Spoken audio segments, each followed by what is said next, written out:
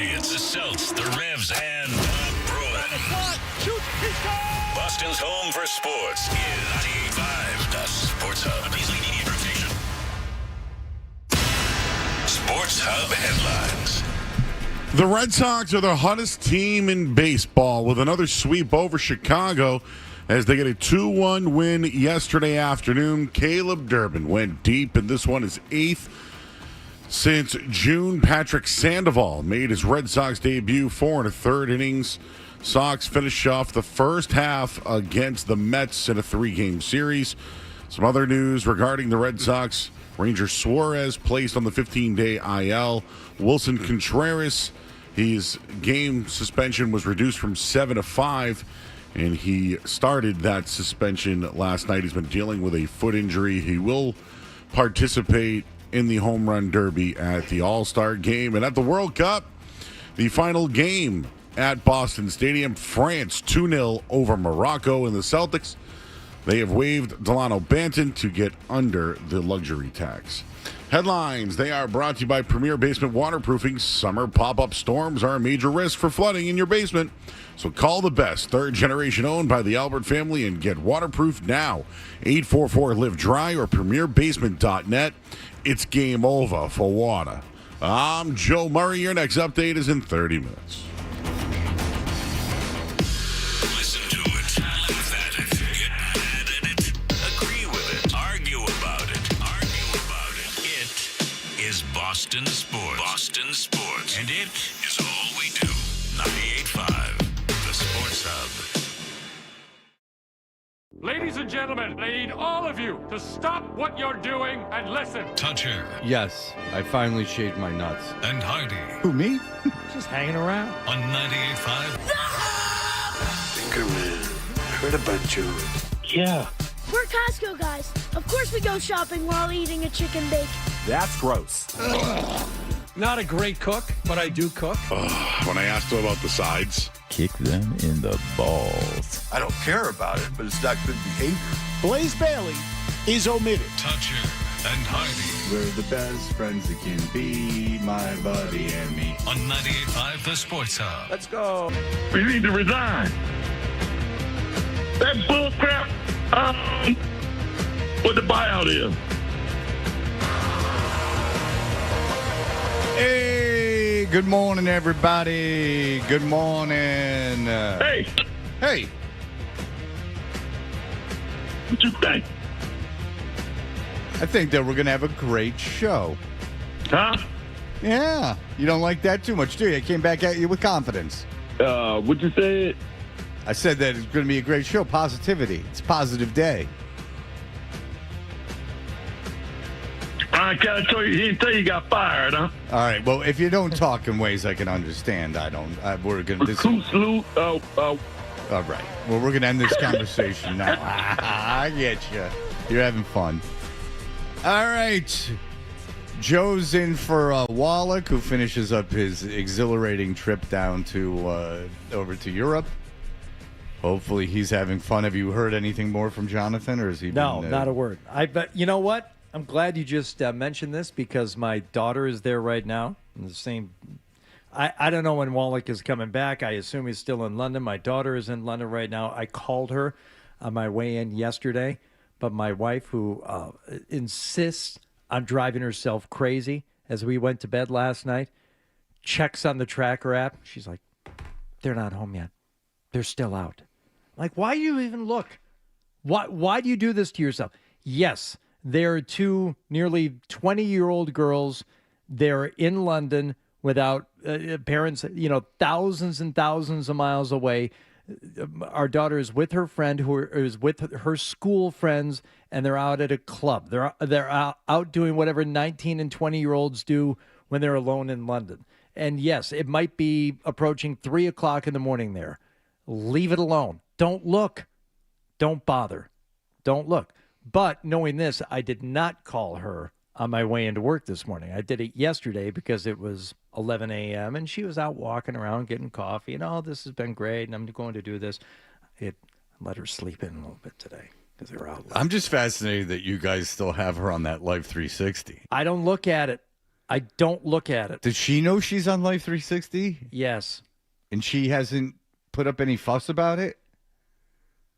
When we first got it, there was a huge fuss about it. No, since she's been in college. Though. No. As far as I know, but for my part, I don't look at it. Yeah, I wouldn't want to know. I don't. The only time I ever look at it is to see, like, if Calvin needs to be picked up and trying to find out where he is. I might as well ask the dog, for directions or a location or something. So I'm like, it's just easier to look. I don't see where my wife is. I don't look to see where my daughter is. I feel whatever. It's not my business.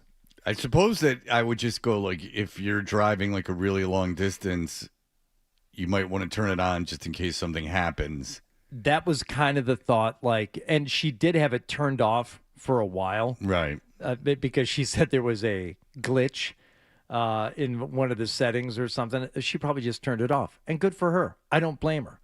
But even I said to her, I'm like, look, it'd be better if you had that thing on just in case. And she was fine with that.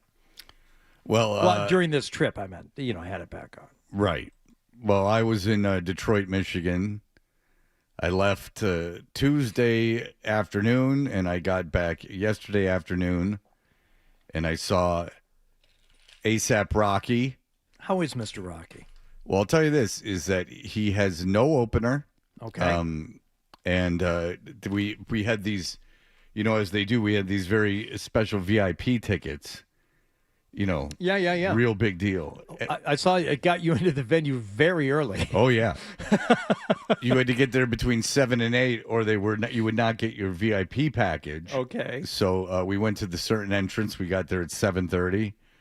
We got our bag. It had a vinyl record in it and a lanyard that said VIP. Now it's official. And, you wear that around your neck. You get in wherever you want. Yeah, they just opened up the door to the dressing room. No, it's a backstage pass. Yeah. And so we did that. And then he plays what is referred to as ambient music. And so we were in there for 2 hours of ambient music because he didn't go on until around 9, and maybe not 2 hours close, around 9:25 he came on stage.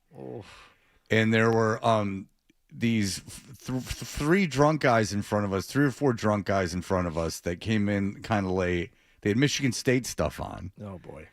And at first, they just grabbed each other's balls and asses a lot. That's hot. Grabbing balls and asses a lot. I think if you asked them about gays, they would be super homophobic. Right.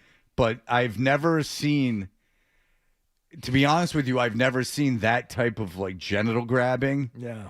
Because gay guys, in my knowledge, don't just sit around going and grabbing each other's balls. I've never seen that. Like, I think like when there's access to it, like it's not something that you do if you can really get it. So I can't tell, and then rubbing each other's backs and putting their arms around each other and da da da da da. And finally, one guy just vomits. There you a go. ton of vomit, but he's in front of us, and vomits all over like the seats in front of him. And there's going to be a fight. But the other college kids that were in front of them, he decides he didn't get any on them. And so one of the other ones, 3 of the guys immediately leave after the throw up. Okay. But one of them stays. And he goes down to see the guys that there was like the little kerfuffle with. Yeah.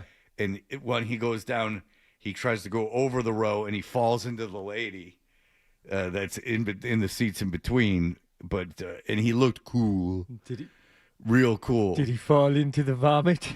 Did he slip around in it? No, he touched it with his hand. It was on the chair. He like touched the chair with his hand. But why not? He had his hands all over the guy's balls the whole time. So why not touch his vomit? Yeah. So they were doing that. And then A$AP Rocky, I saw that, and that ended. But so I've been to Detroit with my daughter like a bunch of times, and we've done all kinds of things. And so I was like pretty much out of ideas. So we had to do something during the day on Wednesday.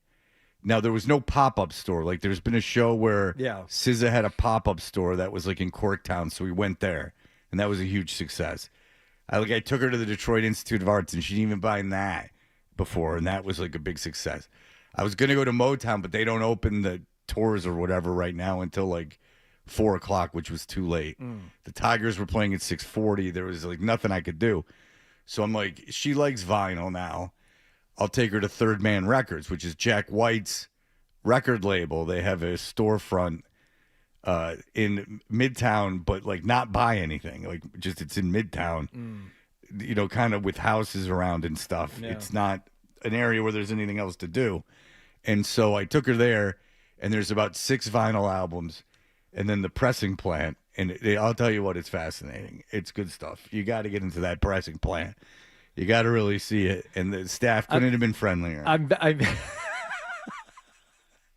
I'm picturing the 6 records, and they're like those clothing stores you see in high-end casinos that have like 4 dresses in them. Like, are you open?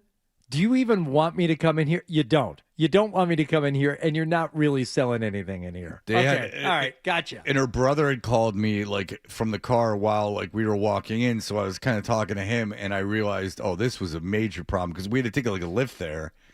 So we do that, and then there's like this vintage clothing store I was going to take her, but it was in Southwest Detroit, and I'm like, I don't know anything about this. Like, you get dropped off there, I don't know if I can even get a lift to pick me up from there. Detroit's very big in the land. Like it's all spread out.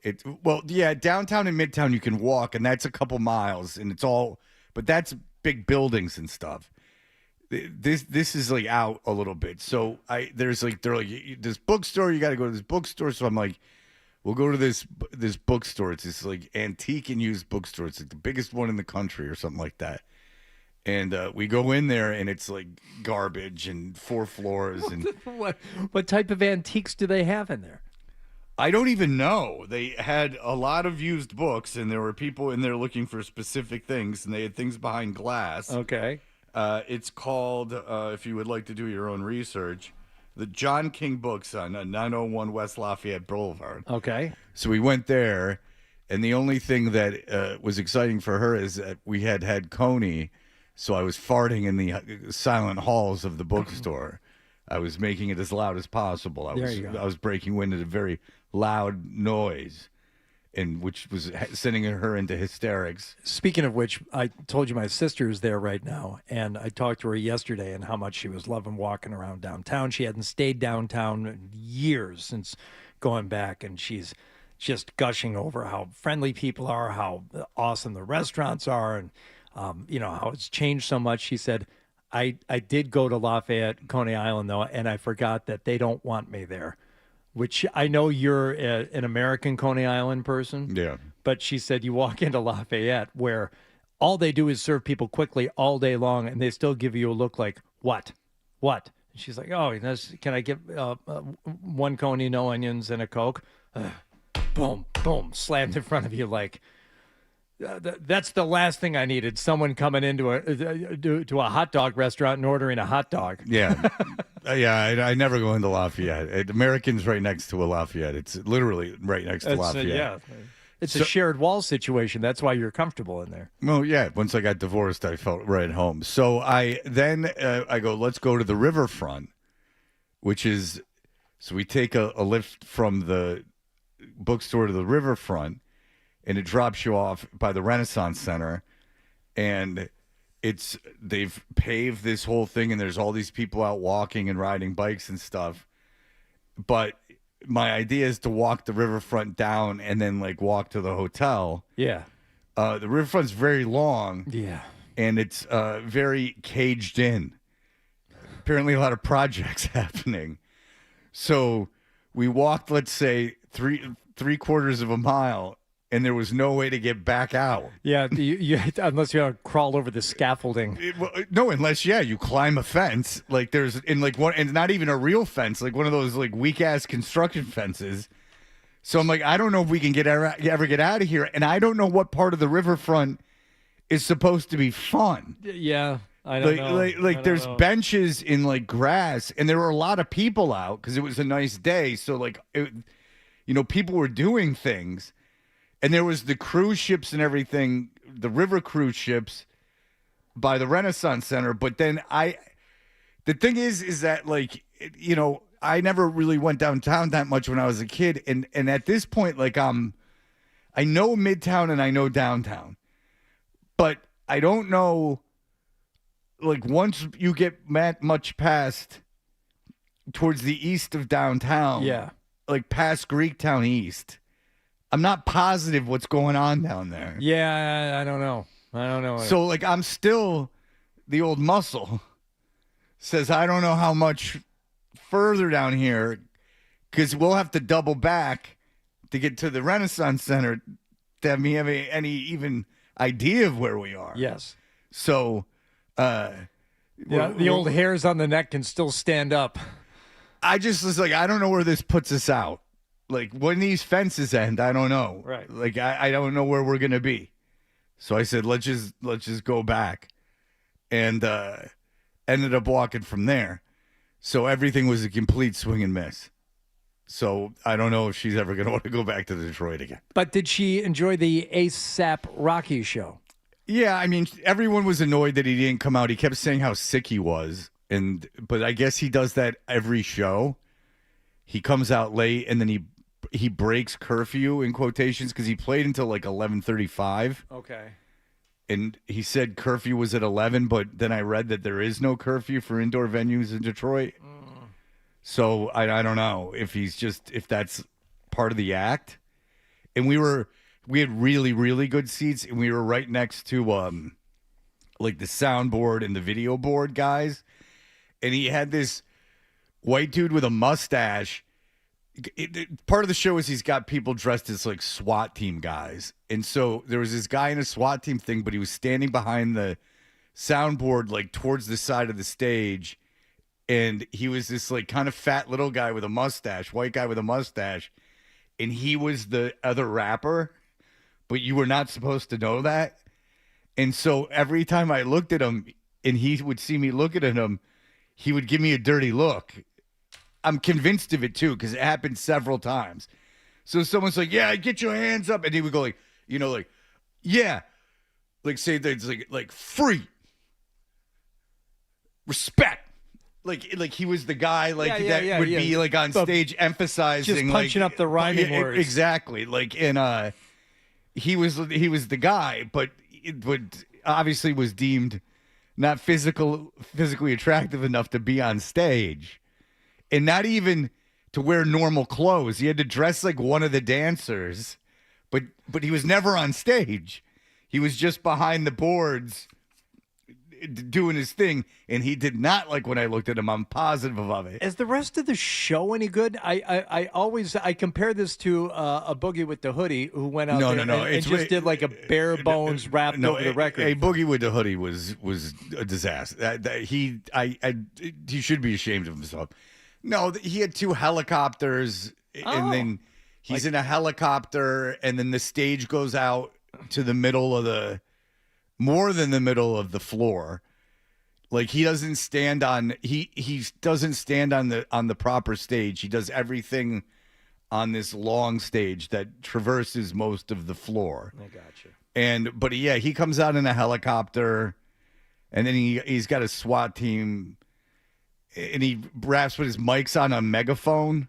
But the megaphone has no point. It's just that it's for a visual. Yeah. And he has a mosh. He was very big on the mosh pit. He kept saying like the mosh pit. So he comes out from the stands into the mosh pit, and he had about 20 guys that were on payroll to start a mosh pit, where there would be also 50 security guys surrounding that mosh pit, so no one else could do it. But did I enjoy it? No. But it happened, and we did it, and I didn't get back until 1 a.m. because we walked back from Little Caesars. Oh yeah, and that's over a mile. So I didn't get back and get into bed, and then we flew out And then here we are. Yeah. Now Well, today, You're a good dad. 2 hours at ASAP Rocky. no, 3.5 hours. Well, I'm not counting the build up and the ambient music and the VIP experience. That's all great. My advice That's the good stuff. My advice to artists who don't want openers is people in the crowd were leaving before the show. People were just leaving. Not a ton, but I'd say 500 people left. Like there were people pissed and just like, I'm going to go, I'm going to leave. And it's you can say like an opener sucked or something like that, but at least something's going on. Right. Even if it's just a DJ, like Bruno Mars just had a DJ, that's fine. At least it's something to keep the crowd entertained. And just, for showbiz purposes, if the opener sucks, people are going to love your show that much more because you're better than the opener. I mean, even a comedian, dude, like anything would have been better than ambient music with nothing going on. Yeah. Okay, so, and then today, it's my daughter's 16th birthday, so again, everyone can feel very old that's listened to the show for the entire length of it. She was my second child I had since I've been on the air here. And so after this, I go to give her presents, and then I'm supposed to go when she gets her permit. I'm supposed to go. Apparently, that's like a thing I'm supposed to go do. Mm-hmm. And then at 1, Milo and I go to Alabama, where I'm not even staying at the hotel we stayed in last year. We're staying at a hotel in Birmingham for 4 nights. And again, my son is only a pitcher. So do you know what days he's playing? He's playing at 8 a.m. tomorrow. Okay. Which is good for a bunch of reasons. Is that I can get up and go there, and then after that, I know that I have to kill an entire day in Birmingham. But there's no pool. But only from like 9:30 a.m. No, from 10 a.m. until the end of the day. My parents will be there though, so they're driving down. So I get to listen to that. My mom ask when everything is. She's been asking when the games are since 2 months ago. Yeah, and she does this tournament with like literally. Joe would know about this. It's like 250 teams in this tournament, like legitimately 250 teams. Yeah, they don't come out with the schedule 2 months before. And they know he's only going to pitch, that they're aware of his position on the team. They feel that they can drive there in a reasonable amount of time. Okay. And that my dad went last year, and they're driving to Atlanta. I'm flying back, and my ex-wife's going to Atlanta. But, say he starts, I don't know if he is, but say he starts tomorrow morning, and he pitches he throws, 90 pitches. He's done for the tournament. Yeah. So I'm coming home. I'll stay Sunday, but I'm coming home Monday. I mean, my parents will be there, and he's 18. He doesn't need me. So, and there's a whole other team of people that can drive him around. Yeah. I'm going home. If he starts on Saturday, I'm leaving on Monday. I'm not working on Tuesday. They've already made the schedule, but it is what it is. So ASAP Rocky in Detroit, and then I got home yesterday evening, and then the show today, and then go to the AAA for the permit, give Zoe her presents, and off to Birmingham, Alabama. This is the life that you've devoted your entire life to become the man you are right now. Was it worth it? Yes. There you go. That's the only question you need to answer. Well, the good news is my son is going to make his collegiate decision in a couple weeks, and then that will be over. And then so that decision will be done. And then when that's done, that's done. You doing the hats on the table? I don't know how many hats would be on the table, but we're going to do it. So I don't know. No, I don't think that there's going to be a lot of news coverage. But no, I'm just telling you this because you've been part of the process off the air. We finally set a date. This is the date. No more BS. Yeah. Enough. Right. Here. Everyone knows. Right. This is it. And so when that's over, regardless of the decision, that will be a good, nice thing. And he will stay committed to that decision. All right, very good. We will be back in just a moment. We'll catch you up with everything that happened yesterday. You're listening to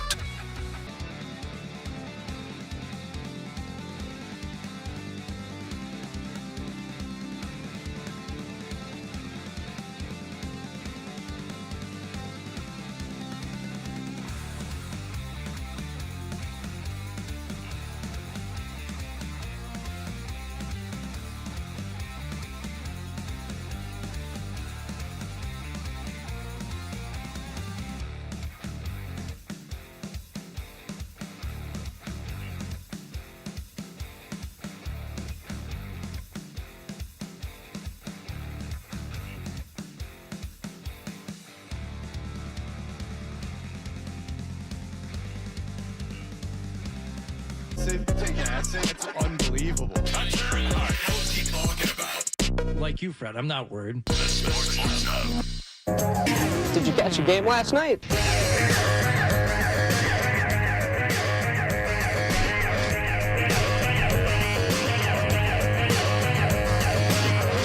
We are Toucher and Hardy. Joey Ball Games in for John. What happened last night is brought to you by Leonard Hair Transplant Associates, where your hair doesn't have to be a game of what happened. So change your lettuce and change your life with Dr. Matthew Lepresti at 1-800-GET-HAIR. Hardy, what's going down in the streets, my friend? What's going down is your red-hot Red Sox. Woo! Unbelievable, this team. They have captured the imagination of an entire region.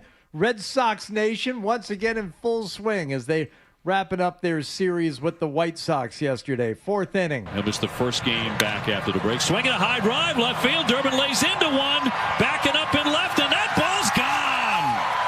Caleb Durbin with number 9.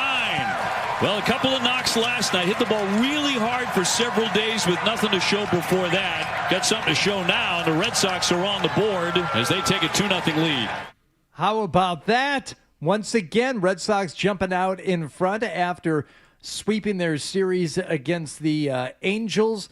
Went on the road to Chicago, took the first two, scored 13 runs over the first two games in the process, and last night would hold on to beat the White Sox. Yeah, those 2 runs would end up being all they needed offensively, thanks to some nifty defense late in the game. Duran in the 8th inning. High fly, tagged into the corner. Durant on a run and makes a nice sliding play. He caught that ball in fair ground and then slid into foul territory. And Jaron a little bit slow to get up, but a really fine play. Teammates applauding for him on the diamond. That is out number 1. He's all right. He's all right. You brushed that off. Cedar Rafaela in the 9th. Shot into left center field toward the gap. Here comes Cedar. A dive and a tumble, and he hangs on. Outstanding play. Into the alley. He dives and snags it. 2 terrific plays by the Red Sox outfield in a matter of minutes. And as I said, the 2-1 win gives them their second consecutive series sweep. They improved to 43-48 on the season, just 5 games below 500. Now everything's changed as we approach the deadline. Now they're going to be buyers. Now they're all in. And just push those chips in and let's make a real run at this thing. Come on, let's go. I think it's really impressive, guys. What's going on? I'm not going to bite the cheese just yet. No. But 7 of their last 11 wins are against playoff teams. Like Chicago's been in there. The Yankees, they swept. They swept both those series. Their pitching's been outstanding. Last night, I don't want to step on your toes, but did you see who got who started the game yesterday? Sandoval. Patrick Sandoval, who they signed 2 years ago. That's right. That's right. Chad Tracy talked about that after the game. It was really good. The velocity was up, which is good to see. He was in the strike zone, landing all of his pitches for strikes for the first time in, I don't know, how many days it was, 700 days or whatever it's been. Pretty darn good. I was gonna say, not days, years. How many years? They're gonna need him.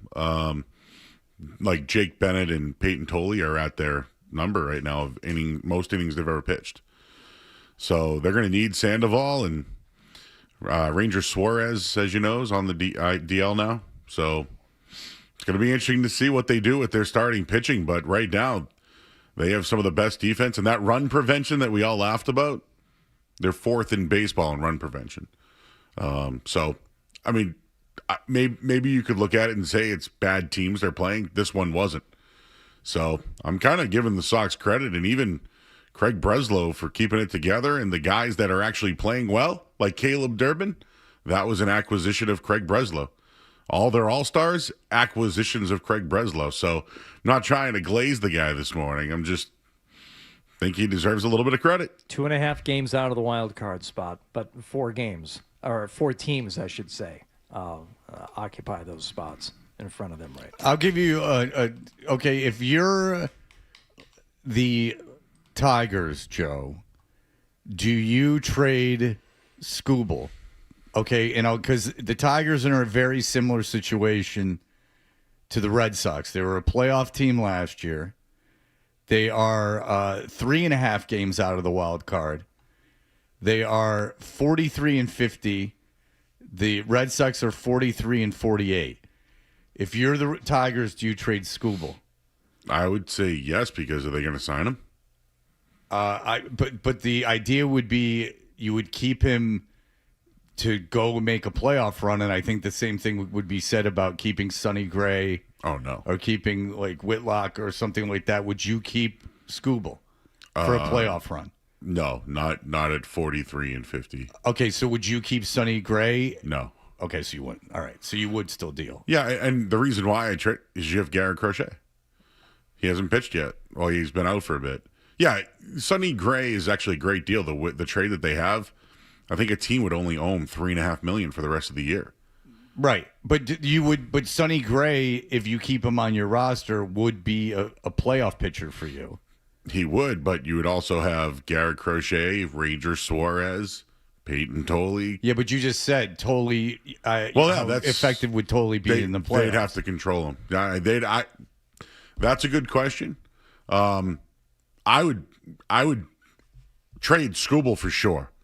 The Sonny Gray, he's got that other option there, but this is what you do in baseball, Fred. You move on from guys or teams that are desperate to give up a haul. My only thing is I don't think the Red Sox want minor leaguers. Like, I think they want somebody that might be able to play shortstop or somebody long-term that's right-handed. But do you really think the Red Sox are a threat? No. Even with Sonny Gray. That's why I'm asking you, because you said you were positive and you were positive about Craig Breslow. I wanted to get your opinion by using another example of these teams that are kind of jammed at the bottom but not far out. There's a good thing about the third wild card spot, and it's twofold. One, obviously, you can make the playoffs, and then who knows. But two is that teams are very hesitant to deal at the deadline because they feel they're quote-unquote still in it. So if you do choose to deal at the deadline, the returns are bigger than they used to be because there is so much competition for the few teams that are willing to deal. Mm-hmm. So, how many bottom feeder teams, like the Rockies would have to deal. San Francisco's going to have to deal. I don't know if the Mets will deal because of their owner and everything else that's going on. The Angels will deal. I don't even know if Kansas City, but like say Kansas City, Los Angeles, the Giants and Rockies for sure, and probably the Reds. Say that those are the teams that deal. You add 2 more teams into that, that's still a lot of competition. And how many people from the Rockies do people want?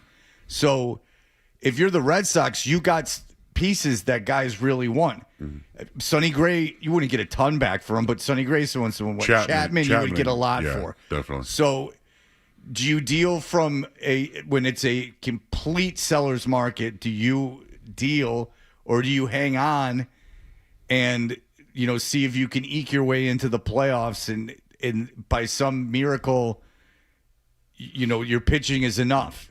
Because this offense is not going to stay this hot for a long stretch of time. The whole Tolley thing you brought up, that might be something they think about. But in baseball, guys, this is what happens. You have a guy that's really good and said he'll waive his no trade clause. You go and trade that guy and you get a haul. Sonny Gray should get you a haul. And say what you want about Breslow, once again, he can make trades. Again, Contreras was a great trade. Sonny Gray, great trade. This guy can do it. People are wondering if he should be the guy who handles the deadline.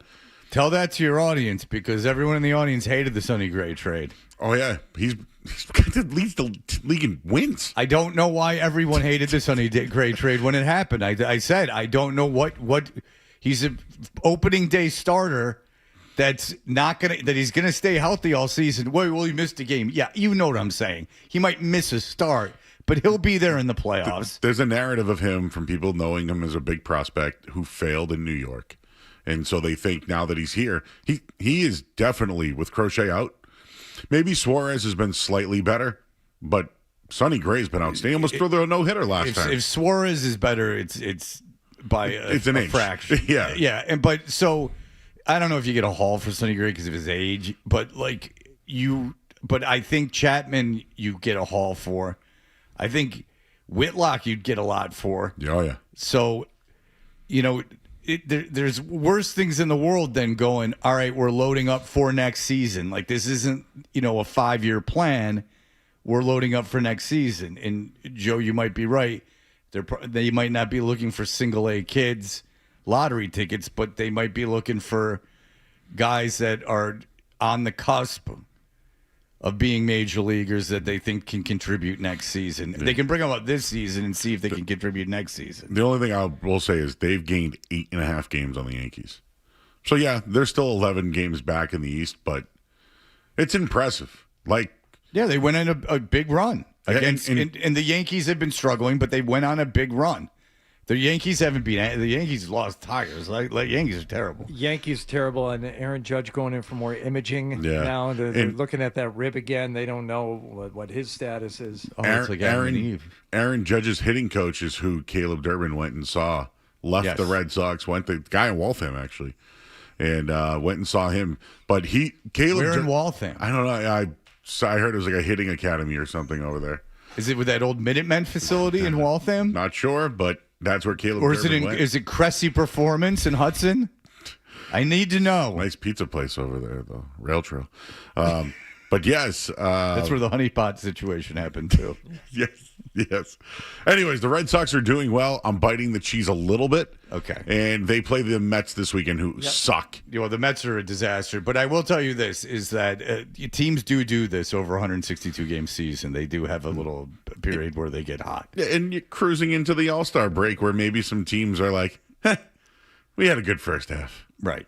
Look, if you're a Red Sox fan, it's nice. I mean, it's not something to turn on and go, "Oh, good, great, wow, we've cobbled together some wins."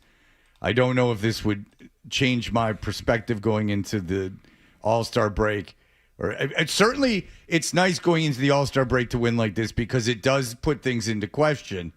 But again, there's a lot of teams jammed up there, and there's some teams that I think that are better than you, that are right around you or a little ahead of you in that. So we'll see. Two things I want to ask Rochi's. That totally question versus Sonny Gray, how they handle that. And just when you think about the Red Sox as a whole, I don't know, Chad Tracy, is he the guy? And maybe to your point, I wouldn't fire him. No. But maybe to your point too, Fred, what would the return be on Sonny Gray because of his age? Are you looking at this season as, a bit of an aberration, or would they get the haul? You're not going to get a haul for Sonny Gray by any stretch of the imagination. He's too old. You're not getting a haul for Sonny Gray. You might get, honestly, Scooble's great. There's a team that trades for him. You don't know if he's going to sign with you. No, they get that done beforehand. But what I'm saying is Sonny Gray's got the option. When I say a haul, you're not inferring or implying that Sonny Gray would return more than Scooble. No, and that's not what I was implying either. But just more than. Maybe more than what you're expecting, because of some team that's my God, if we had Sonny Gray right now, a team that's close, and we had that. Yeah, the Braves and Sonny Gray. A great example. If you are the Cubs and you go, I get Scooble, I believe I can win the World Series. Yes, but what makes you think Scooble's going to sign? They would get that done beforehand. Yeah, but what makes you think that though? Like, yeah, you because he's got Boris as an agent. Yeah, Boris is going to make him go to the market. I don't know about that. Yeah, we just watched it with how many guys who go to the market and leave. We just saw it with Bregman. They offered Bregman literally the deal. Oh, even if you didn't sign Scooble for next season, the idea is that you're getting him to win the World Series this year. You're not getting Gray to win the World Series. Forget even the extension. You're trading it, get the best pitcher in baseball, which you believe will win you a World Series. That it's a guaranteed win in every playoff game he starts. I don't know if it's the Cubs, but that's another question, Fred. Like, I don't know if teams are just handing pitchers, especially a guy with an elbow injury.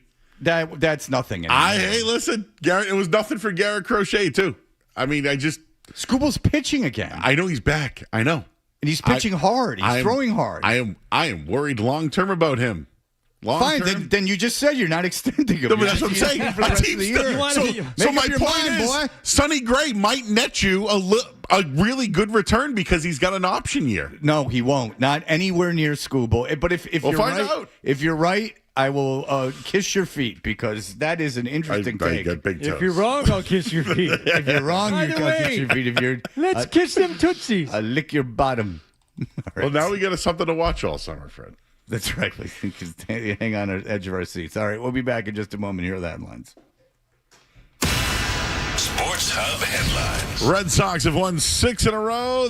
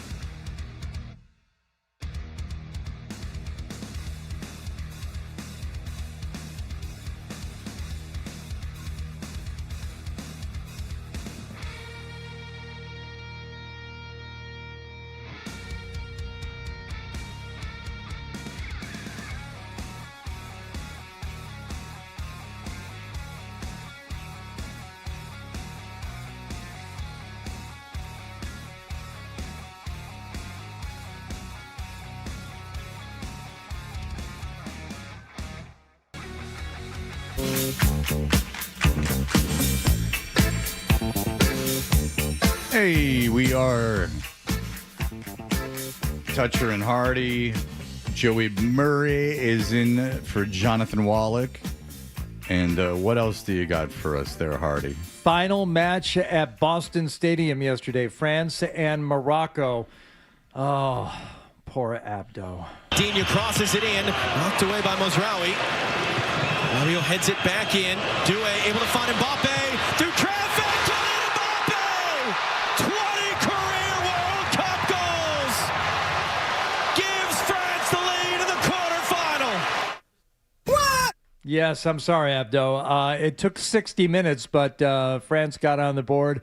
Went up 1-0 at that point. It was only 6 minutes later. Then I think that's why even Bono there recognizes he has no time to get across to it because the shot came off so quickly. Here they come for more.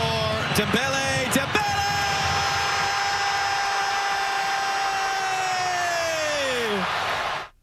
Abdo, you okay? Yeah, I'm okay. All right, good. Have you been able to talk to Abdo? No. I'm going to shoot him a text here this morning and say, I'm sorry about your team, but have him leave a voicemail. Maybe we play it on the air. Okay. All right. We just text. Yeah, but you could text him. You go, hey, would you mind leaving me a voicemail for the air? All right. Because that was according to the television, that was the semifinal rematch from last World Cup. Here's something that may surprise you about Abdo, because I know you know a lot about him. He's a hardworking guy, an entrepreneur. Doesn't get up real early. Stays up real late. Yeah. Yeah. Like works hard and then comes home and then he does stuff around the house after he's done with his workday, sometimes to the wee hours of the morning. So I don't know if I'll get anything from him this morning. No, well, listen, I don't want you to bother the man. It's not an assignment. Oh, it's no bother. Abdo, we're friends. Yes! Yes. Okay, thank you, Abdo. Okay. I appreciate that. But that's it. France takes down Morocco 2-0. And that puts a wrap on the festivities at Boston Stadium, where we learned yesterday from Paul Perillo and Andy Hart, they were not even allowed to go into their Patriots.com offices on match days. Don't even bother coming in. You can't get in. Of course not. We're taking over the entire stadium. I bet you there was 75,000 people at Patriot Place yesterday. They had, I think, 60,000 plus at the game, but they had so much going around the stadium. Yeah. It was insane. I was watching the end of it, and Fox was doing all the coverage, and it was insane. Like yesterday might have been the busiest day there. But Kylian Mbappe, he's the best player in the world right now, I'd say. Left the game, but it was more of a send-off because he scored the goals, but put an ice pack on his foot. Keep your eye on that. He didn't seem. I actually saw him come off. He didn't seem overly concerned with anything. Yeah. He still cheered the crowd and all that. But just, sometimes you see those things and we say, hey, it's nothing, but it could be something. But Spain should absolutely smoke Belgium today. Belgium off their win. This is a betting spot, Fred. Team off a high win, plays Spain. They're going to get smoked. All right, because people are going after this American fella that came off hurt. Oh yeah, and he's got a fibula-tibula issue, right? It's a microfracture, and we've all dealt with microfractures. You could stay in a game with a microfracture. Oh really? Even though it's your tibia or fibula? You've had how many times? You guys have had to have had a microfracture that you walked around with for like a month before you decided that, Jesus, fine, I'll go to the doctor. Maybe they shouldn't even announce that he had this microfracture then. All I know is that I've had microfractures all over the place and that I've been too lazy to go to the doctor. And then I go to the doctor and get an x-ray and they go, oh, you have a microfracture. I go, what do they do? And they go, nothing. My friend Ryan had what he thought was a microfracture in college, and we went to the health center on campus, and they x-rayed him, and the guy said, well, this could be a break here, or it could just be space in between two bones. It's hard to tell because there's just so many bones in the wrist. He said, well, isn't there a chart somewhere? Is there a book that tells you how many bones? Yeah, but I mean, like there is a finite number among all human beings in terms of number of bones in the body. I mean, can we look it up as long as we're here? Yeah, but you want to go find the book?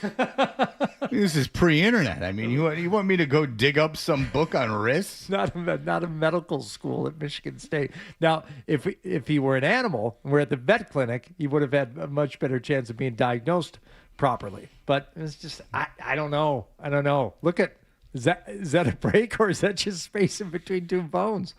Beats me. Yeah. The microfracture is now it's something that I'm sure if you're a professional athlete, you have to deal with eventually. Like you have to get it healed and put on like a walking boot or something around those. But that doesn't sound to me something that's like completely debilitating where you're like, like, Christian Pulisic looks super soft. There's no way around it. But when I read that yesterday, microfracture, fibula, tibia, I went, maybe it was pretty bad.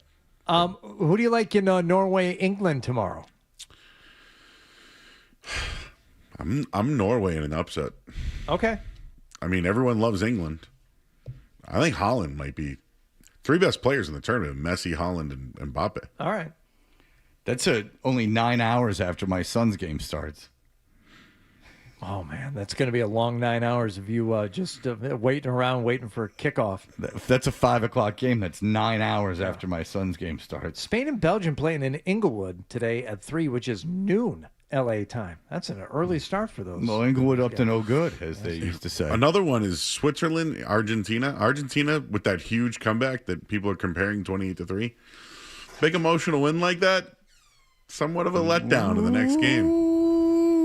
We know Joey. I don't love the Swiss, but you like good odds and taking a shot. I think it might be worth it. Come on, everyone's going to bet Argentina in that game. You don't love the Swiss? Knock, knock. Who's there? Little old lady. Little old lady who? Oh, my God, it's the Swiss Miss girl. I hated that. Did I miss the joke? Oh. He yodeled. He said, Yodel. little old lady. Too smart for me again. I get lost at this Carlin-like humor. All right, we'll be back. Our friend Bert Breer is here. You're not doing enough coke. It's been my problem my whole life. Weekend, Sonny Gray will get the start. Some injury news. Ranger Suarez to the 15-day IL.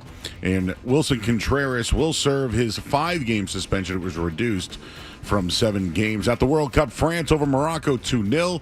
And today, Spain takes on Belgium at 3 p.m. And the Celtics waive Delano Banton, helps them get under the luxury tax. Headlines there are brought to you by Dr. Matthew Lopresti and Leonard Hair Transplant Associates, the hair doctor of Hardy, Dave Portnoy, and Brian Scalabrine.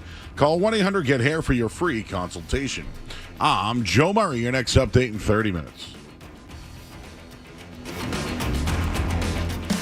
This is what happens when analysts take over the games, take over the sport. This is where you talk sports. It happens all the time. The Sports Hub. IYKYK, which obviously YD. Okay? Toucher and Hardy, mornings on the Sports Hub. Hey, we are Toucher and Hardy. Joe Murray is in for Johnny Walgame, who is in London. You can watch us on YouTube. Subscribe to 98.5 The Sports Hub on YouTube. Bert Breer is the senior NFL reporter and lead content strategist for the MMQB. Hello, Bert. Hello. How's Wallach's trip going? Do we know? Well, we know that the other day he spent 5 hours in line to get into Wimbledon. He had not bought tickets to Wimbledon. And so him, his wife, and his 2 boys spent 5 hours on a field. And then they got in and realized that they only had access to the courts where they were playing doubles. So he went in there and spent 5 hours to walk into Wimbledon and watch doubles of That's players still he's never heard of. But still having the experience of having gone in there, probably, I don't know if it's worth waiting. I'd have a hard time waiting in line for 5 hours for anything, but... Oh, really? Hardy, I can't imagine you would mind waiting for 5 hours in a line. If I were the biggest tennis fan in the world and it were on my bucket list to go to Wimbledon, then sure. Yeah. Now, I wouldn't want to wait in line for 5 hours. What I would do is buy the tickets ahead of time. But if Or you're not go. Or Those are the two things. Yes, if you're left So with, do they hold back a certain amount of tickets that they only sell day of, and then that's what you're waiting in line Yes, for? they're like $30 tickets. So so the idea is this: is that you're traveling with two boys that don't care about tennis. You would like to go to Wimbledon, so you go. All right, we'll go to Wimbledon. The prices of the tickets are fairly expensive. Okay, do we eat it and buy the tickets and go and sit and experience Wimbledon and see like a real match with like real people playing in it, or do we not go and just decide that it's not worth it and really we could live our lives without going to Wimbledon? Or the third option is to get up, to get there at before 8 a.m. and then to sit for 5 hours in a queue that is thousands of people long to get access into Wimbledon for $30, where they tell you you can only go to the worst courts. Yeah, you eat it and go to the ones that you want to. I mean, besides the fact that and you said his boys are not interested in tennis. Right. If I had to wait in line for 5 hours with my boys for something that they didn't want to go to, they would turn that into Chinese water torture for me. I haven't even. The guilt I would feel. Ugly scene with my boys in that situation. The guilt I would feel would be there's no way else of putting it. Like if I took certainly I couldn't even do it with my son, but if I took my daughter to a movie like I really wanted to see and I knew she wouldn't like it, it wouldn't even be worth it. Right. Because and that's 2 hours in a movie theater like that. I know that would just be hell on earth. Mm-hmm. But you had your own hell on earth, I heard. We have not talked about this on the air, but you had bicycles stolen. Yeah. Oh, that's Sucks. Right. It sucks. Yeah. The great bicycle caper of 2026. Nantucket is really turning its over to scofflaws. Downhill, yeah. No, so what happened? You know what was funny was so I tweeted Nothing was funny about it. Nothing was funny about it. It sucks because it's just money, but what's it to you? You're in Nantucket. My kid, it was his birthday present last year, and he spent time putting special. I don't know any of that stuff, but he put special things on the bike and all of that. Like a horn? Stuff. I don't know, like mud guards and different pedals and all that different stuff. So pegs. Yeah, it's just because cherry pickers. When I tweeted that, a lot of the responses I got, believe it or not, were political. Were like, oh, you know what, because I said in the tweet, I hope whoever it is got home safe. And me and Emily sat down and crafted the tweet, right? Oh, that's a fun time for you too. And yeah, well, you got to do it as a couple. The whole thought, the whole goal was how do we get his bike back? How do we get somebody to just maybe whoever took the bike? Because what I think it was, this would be my guess, was we were at a beach that was adjacent to a beach where there were a ton of high school kids, college kids partying. My guess on what happened was, and I said this to Em, I'm like, all right, so there are probably a group of 12 kids. 8 of them have bikes, right? So then they're all leaving to go to the brewery or to go to the bar or whatever else.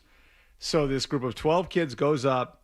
8 of them have bikes. 4 of them don't. 4 of them take the first 4 bikes they can find, ride off with them, point A, point B, ditch the bike, go to the bar. That'd be my guess as far as what happened. And my whole goal was let's get the bike back, right? I'm not going to get the bike back by MFing the guy on social media. I'm going to get the bike back by saying I hope I was an idiot once. I understand how this goes.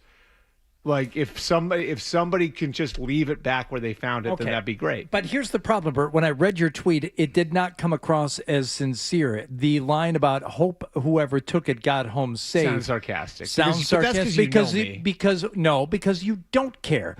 Whoever stole your son's bike, I would hope they fell off and cracked their head open and the bike remained unscathed. But that's what I would hope for that person. What was funny, though, is that people took that. And again, my only goal was to get the bike back, that somebody might see that tweet or somebody might see that and get an attack of morality and be like, you know what?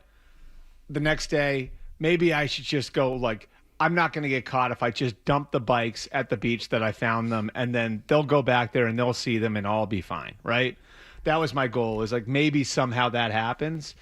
But if they come back and leave it there that night, I'm not gonna get like anybody to return the bike by saying like I hope like I'm gonna break these people's kneecaps if I find. Well, you're not going to get anyone to return the bike. Right, probably not. Well, no, but- you're but assuming probably- that the probably Bert not. Breer Twitter account covers the island. No, probably not. But like, look, whatever. You're just trying to do something. Well, for your I didn't kid. make fun of the tweet. People sent it to me to make fun of it. I think it's terrible. That, Well, I do. so I think anyway- it's terrible that your son got his bike stolen. I'm not going to make fun of that. So this whole thing turned into like, I had people tweeting me like, "This is why Mom Donnie got elected in the my kid lost his bike and you're turning this into an argument over the mayor of New York City." That if you can't follow that logic, that's on you. Well, Mandani is a big Nantucket guy. Yeah, I mean, as our guess most so, democratic socialist. That's why I can't stand. That's what I can't stand about this stuff is like you can't say like my only goal.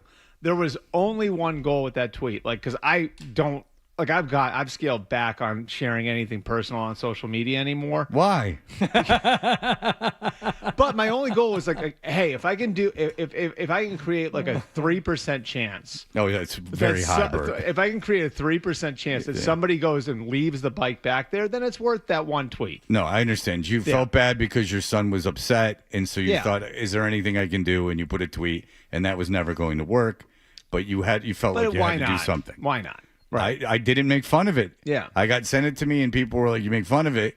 I'm like, no, I'm if it fine was with people making Bert's fun of bike, it. I'm like, if it was Bert's bike, I'd make fun of it. Yeah. But if it's his kid's it was my bike, I'm kid's not going to bike. make fun of it. It was my kid's bike. And But now's the chance to have a big adventure. My wife's Go bike looking for the stole the bike. My wife's bike got stolen too, by the way. Oh, I don't care about that. But that was the thing. Is like I made it. It was really just about my Both my bikes kid's got bike. stolen at the same time? Yeah. Oh. You didn't even lock So them that up? was like why maybe it was not the drunk kid taking it. Maybe it was something more organized. But I think it was probably I think it's probably a crew of drunk kids.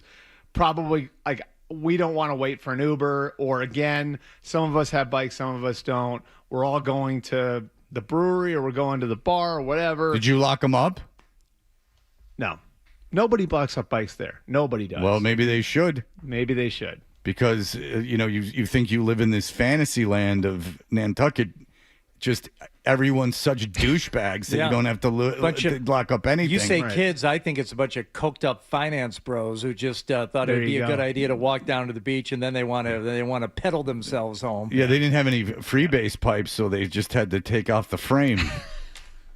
So you think you're so safe in your little enclave of Nantucket. So anyway, you're never going to go back there again?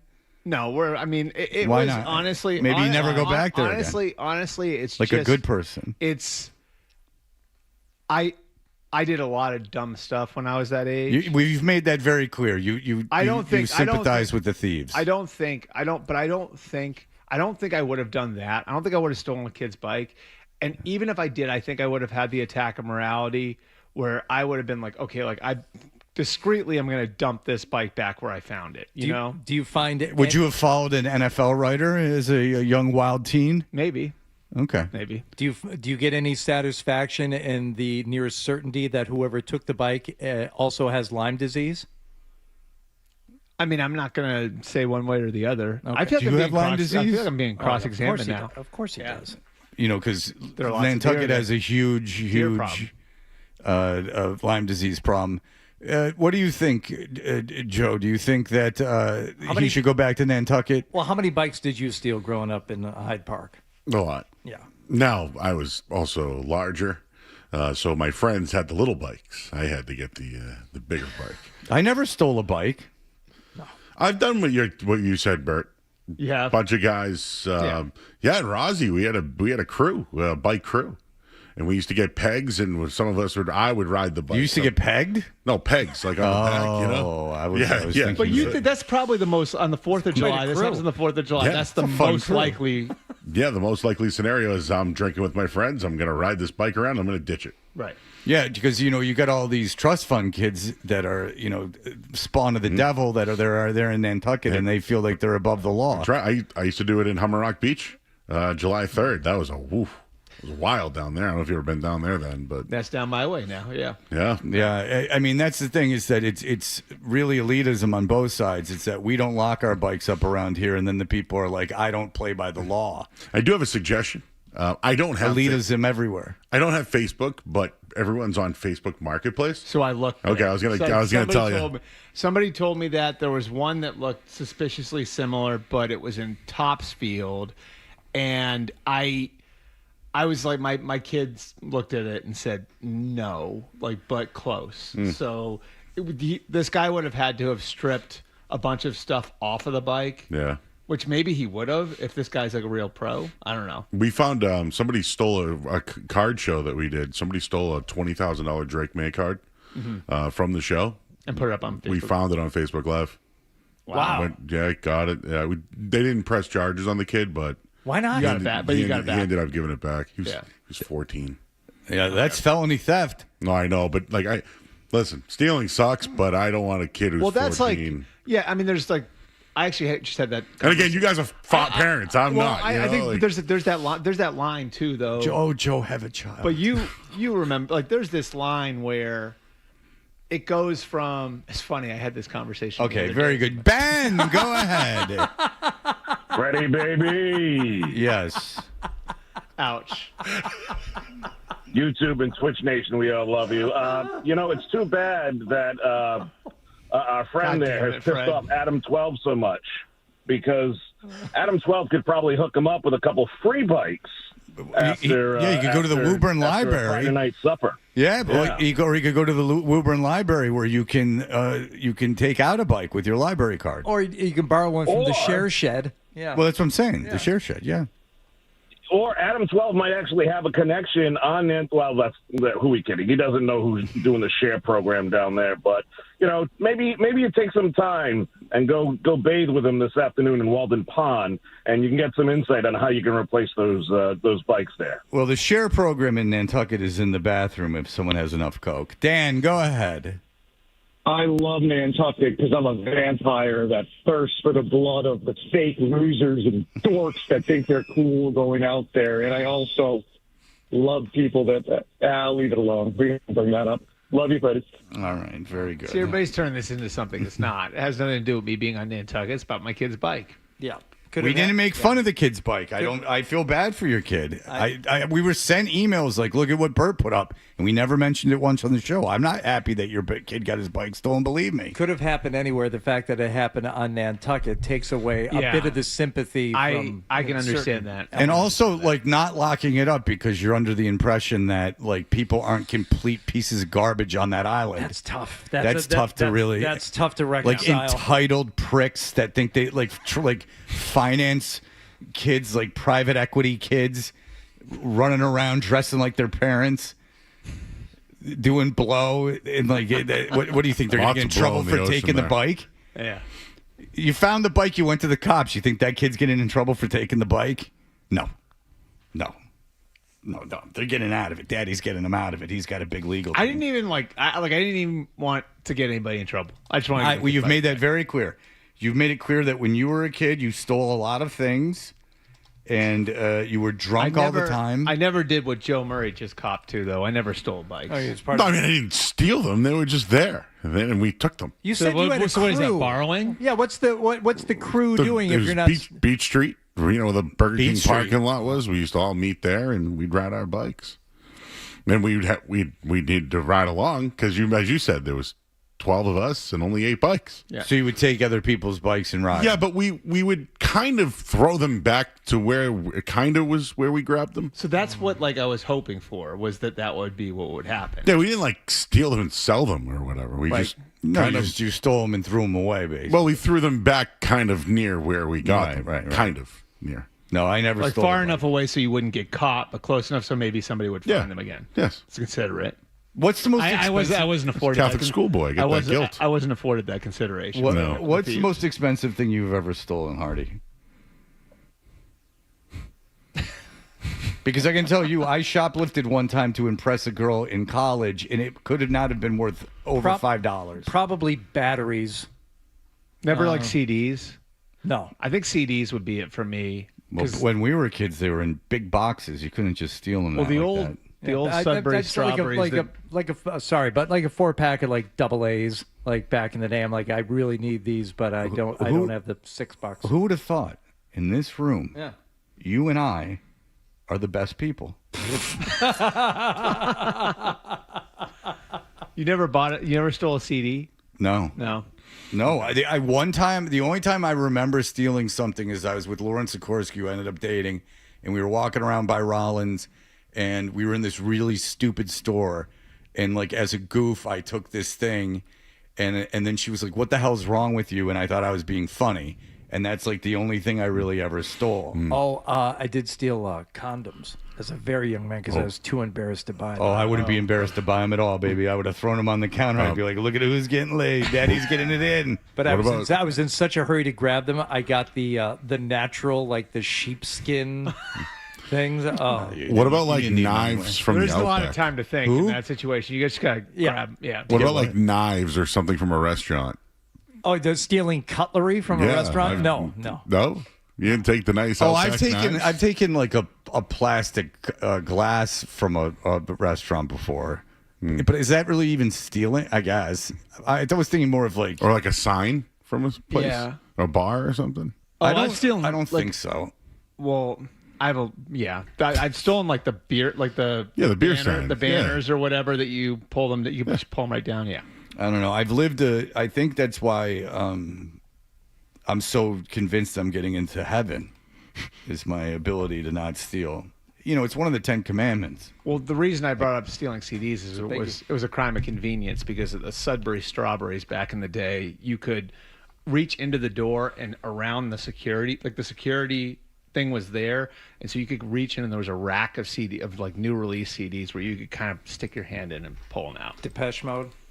Yeah, back then. Is buying a new Nintendo worst and putting my old Nintendo that didn't work in the box and then returning it to get the money with the new Nintendo, is that stealing? No, I would say crafty. I think that's more crafty. I'm with Hardy on that. I don't think that's stealing. All right.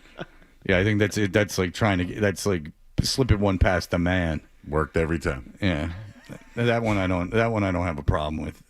Bert's whole life. I think what you're doing is getting what you deserve, quite frankly. I think it's going to pop back up. I hope so. I don't. I think there's a decent chance, Joe, that it's in the woods somewhere. I would like to know this, though. It's when where it Bubbles happens. puts the It's shopping living with the carts. deers with the Lyme disease. Yeah. That thing is riddled with Lyme now. You don't want that bike. All right. Bert is here. I'm sure there's NFL stuff. I haven't thought of anything yet, but Joe's here. He knows a lot. We'll be back in just a moment. It goes from. It's funny. I had this conversation. Okay, very good. Ben, go ahead.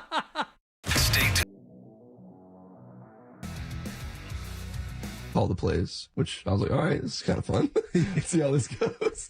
And he's like, obviously great defensive guy. And like, I don't know. I was like, all right, Bill wants to take it over. Good for him. He has 6 Super Bowls. He can do whatever he wants, right? Yeah. And I'll trust it.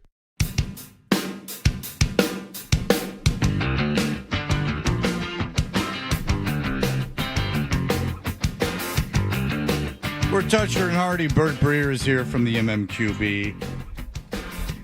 You guys, Joe and Hardy were talking off air about Mike McDonald from the Seahawks. Can you kind of give us that story? I'm sure Bert's aware of it. You're aware of it, right? Yep. You can explain it, Bert. Yeah, so Mike McDonald was on with, was it Dan Patrick? Yep. I think, right? Like, so he's at the American Century Championship, which is where a lot of the athletes are this week to play in the Pro-Am golf tournament. And I have him actually speaking the words here. Who did you seek advice from going into the Super Bowl that might surprise me? Well, I wasn't surprised. I called John Harbaugh and I talked. He was great. Probably can't mention one guy that really helped us out that had some conflict of interest. Can we guess? Sure. I don't know if I'm going to tell you, but go ahead. Bill Belichick. I'm not that cool. Oh, yeah. No. He wouldn't. No. You wouldn't have a phone call. I've had a beer with Coach Belichick, and that was a pretty cool. That was a pretty cool day. But. Who else would we guess? Kyle Shanahan? No, Kyle. No. All right, so the speculation has now turned to, was it Tom Brady? But see how quickly he dismisses Bill Belichick? He's like, no, I'm not that cool. I don't have that kind of access. Yeah, he doesn't hang out with a bunch of young ladies. Why would he have access to Tom Brady? Because Tom Brady was hiring his offensive coordinator during those 2 weeks. Remember Brady didn't have a dog in the fight? Yeah, well, Brady, like if you want to put 2 and 2 together here, Brady was in the process with the Raiders of hiring Clint Kubiak, who was the offensive coordinator of the Seahawks at the time, and it would behoove the Raiders for the Seahawks to win the Super Bowl because it makes their hire look better if Clint Kubiak is coming off of a Super Bowl championship. And then, obviously, Brady had also just called the NFC title game. So Brady was in the booth for the Seahawks beating the Rams, and so there was a level of communication there, too. Okay. So the thought I had was, I don't know, based on how those two teams were trending going into that game, that the Seahawks were going to need a ton of extra help in beating the Patriots. The way the game went down. But there's also a level of institutional knowledge that Brady is going to have on Josh McDaniels' offense that I think in a lot of these cases, if they are communicating and Mike McDonald asks a question, Tom's going to answer it. And I don't know. I mean, it's one of those things where if Mike Vrabel had asked Brady for information on the Seahawks, do you think Brady would have given him a straight? Probably, right? So sometimes it just comes down to asking the question. Sometimes it just comes down to, I happen to be around this guy, or I happen to be talking to this guy, or I happen to be in the process of my offensive coordinator becoming this guy's head coach. And in the course of conversation, I had the chance to ask him a question about Josh McDaniels' offense, and he gave me the answer.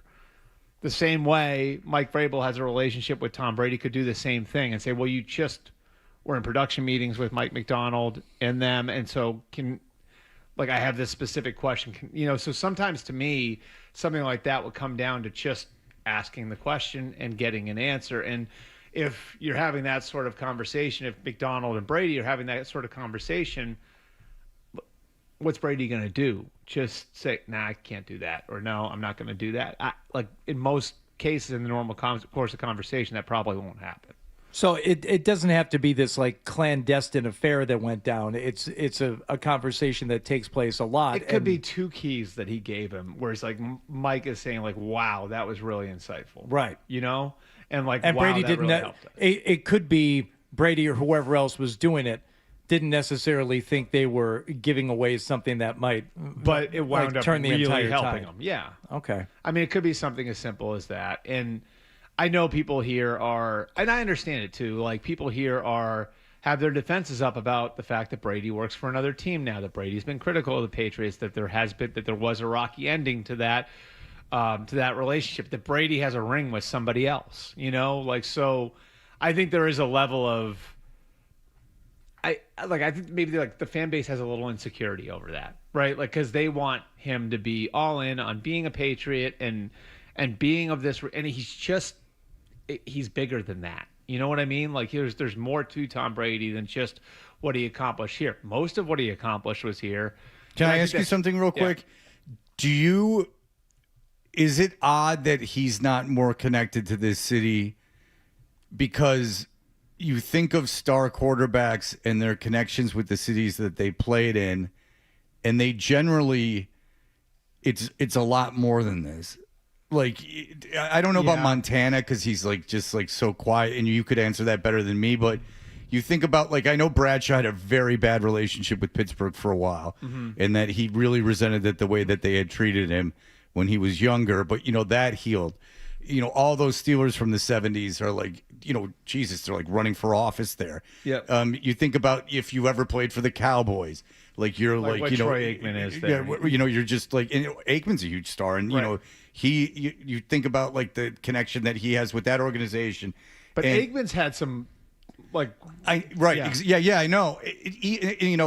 And Bradshaw especially has too. Remember, he wouldn't go back to Pittsburgh for a while, but it's just these guys do seemed more kind of ingrained with the franchise fan base than Brady is. Or am I wrong? I could be wrong. I think Tom gave off vibes of wanting to be bigger than just that for a long, long time. I mean, he was running off to New York on Players' Day off. I just think like there was always this thing with Brady that he was chasing, like almost being like this global brand, and like I don't know that he ever wanted to attach himself to just being like Boston's guy. And I do think that like that, I don't think that makes his relationship with the city any less. It's just he was also chasing something else, and I think that's created this insecurity here about it. Okay, I think for the connection that a player or an athlete is going to have with their town, I think there's a direct relationship to how big that and how much success that athlete has, and whether or not they transcend the town and the sport. Right. So for any number of players, whether it's Jordan in Chicago, Tom Brady in New England, Joe Montana in San Francisco. Once you reach a level where you become not just that city's icon or the team's icon, but the sports icon, I think your connection to that city becomes much less stable. You belong to everybody at that point. Yeah. And I do think that exists. And again, like I think a piece of it, like here, a piece of like the insecurity here is probably just how it ended. I think but like Barry Sanders is still like, the Detroit legend. He's going to live there for the rest of his life, and he is it now. That unfair because he is the greatest running back of all time. But that's a really good example, Artie, because he retired because he didn't want to play for Detroit anymore, and and same with Calvin Johnson. He retired because he didn't want to play in Detroit anymore. Barry Sanders is at every single Lions game now. They pay him. Calvin Johnson's at every single Lions game now. They pay him. Right. Like they made sure. They're very intentional about that. They're very intentional about that. And it's been a boon to the organization, actually. Like they finally got it together and went, wow, we've sucked for a really long time. Maybe it would be good to bring these guys into the fold. It was a signal to the fans in Detroit. We realize how bad we effed this up. Right. We're fixing it. Yeah. Right. And there is something. And look, Barry Sanders and Calvin Johnson are both, two of the greatest ever to play their positions. Yeah. Barry Sanders being the greatest. But and I know they're not quarterbacks and they're not nearly as big stars, even in the same stratosphere of Tom Brady. It's just like the Lions sucked. They left on bad terms, both of them. Retired on bad terms, both of them. And now they're at every game. There's a statue of Barry out in front of the stadium. He's shaking hands before games. Like it just seems like kind of weird. I mean, I think like what fans want is for Brady to act like Edelman, if that makes sense. Yeah. Right? Which again, it's not even so much on Brady as it is that every athlete that attains that level of fame beyond their team and kind of transcends just who they're playing for. You don't see it. I can't think of an example where a player of that caliber is still connected to the team they played most of their if not all of their career for. Right. And I think it's just it's you graduate like that's maybe there's some Yankees players that would. That's the upper stratosphere of sports that aren't around anymore. But like still maintain their Yankees connection. I'd have to think about. Well, you'd have to I think you'd have to go back to guys who've passed now, like Mickey Mantle, Joe DiMaggio, like guys like that. Is that what you're talking about? Like where those guys are still associated with the organization, even though they sort of transcended it. Right. And but Aikman is even though he's got his career now, still a Cowboy. But he was Troy Aikman, or not Aikman, Aikman, Romo, those guys. They never achieved. They didn't bust into that upper stratosphere of fame. Where it's like you're in the conversation of the greatest ever. Correct. Right. Like, and that's Joe Montana. That's Tom Brady. That's But Montana, do you think if he had a different personality, would be more involved with the 49ers stuff? I think like Montana's like in my limited conversations with Joe Montana, I don't think he chases fame the way Brady does at all. Well, yeah, that's kind of what I'm saying. Yeah. It's almost like the reverse of Brady. Like, he just wants to go away. Right. You know what I mean? Like, now that he's got that Skechers money, he doesn't need any of this nonsense. Yeah, like Joe well, he Montana tried always TV and failed so bad. Well, but he also struck me as like even when he's doing some of that stuff, like you'll see him on Radio Row, and he kind of gives off this like I don't really want to be here. Yeah. Vibe. You know what I mean? Like where other people do, like they miss the fame and they continue to chase it after they're done playing. So I don't know. It's a different thing, but I would say like this. Like I don't think Brady ever was trying to fool anybody with who he was. I mean, look who he was dating. Look who he married. Look at what events he was going to. Look at how, again, on a Tuesday, on an off day, he'd be running down to New York, right? Like, it was never, like, it never felt like what Edelman, like, I brought up the Edelman example because I think Edelman loves being associated with Boston and has embraced being like Mr. Boston and all of that. Because it's his only option. Right. Like Brady never, even when Brady was like ascending and wasn't there yet, I don't like that wasn't what Brady was chasing. Brady was like, it felt like Brady was chasing something different. And it's so funny too, because everyone that was around Brady when he first came here was like what a dork he was and just, all that stuff. Like it's pretty funny how he turned into that. Yeah. All right. Before we let you go, there's an article that kind of breaks down in a macro sense positionally the NFL. I think it's just interesting to hear your thoughts since you know the most about it. Let's talk about that for a little bit after the headlines. Sports Hub.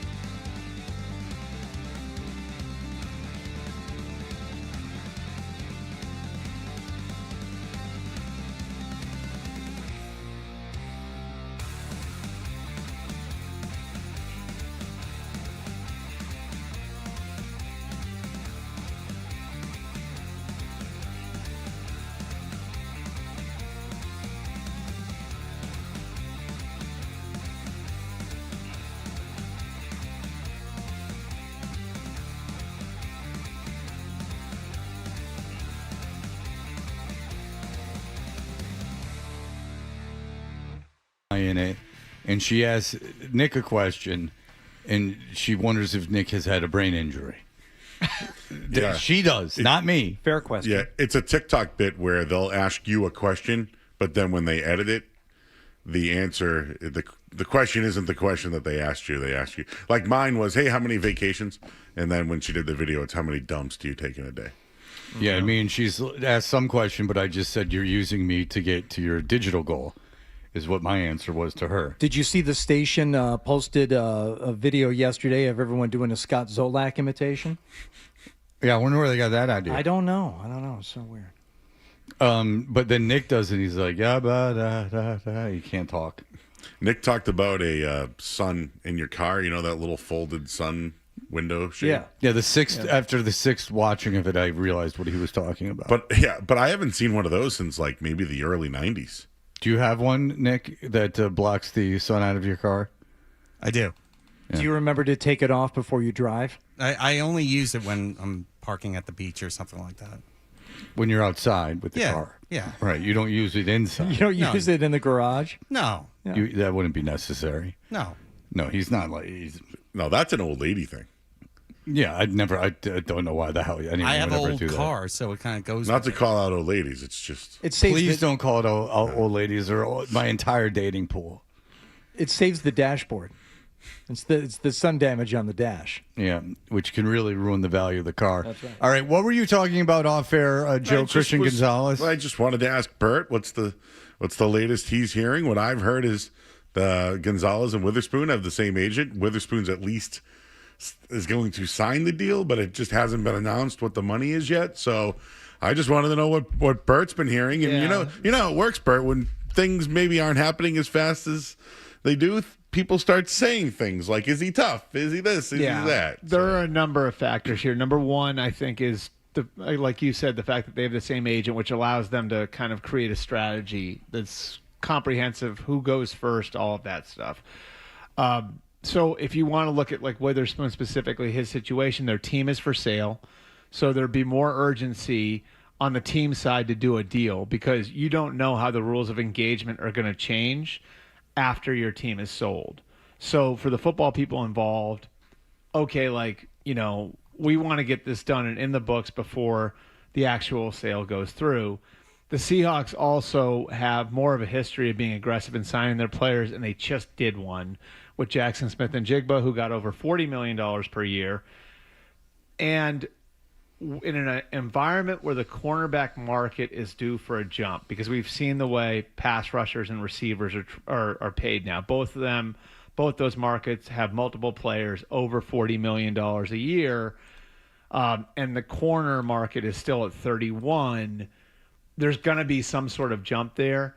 And Witherspoon can make the argument, I'm as valuable to our team as Jackson Smith and Jigba is, and he just got over 40. So maybe you don't have to get me there, but you got to get me closer.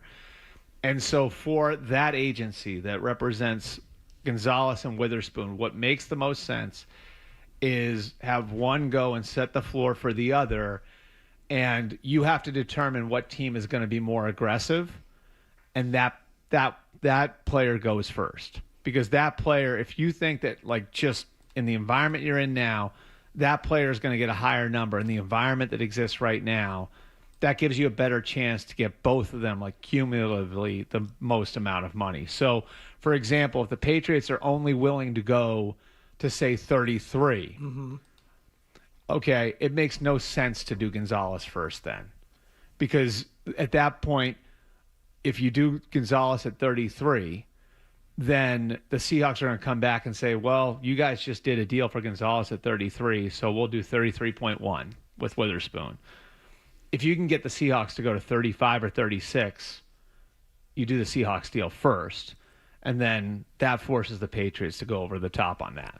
And even if you were able to get more money, get that deal for Witherspoon afterward, you're just going to piss off Gonzalez in the process. Right. Yeah. So it's not like there's a strategic element to this that I think, look, the salary cap is going to keep going up. The salary cap is over $300 million now.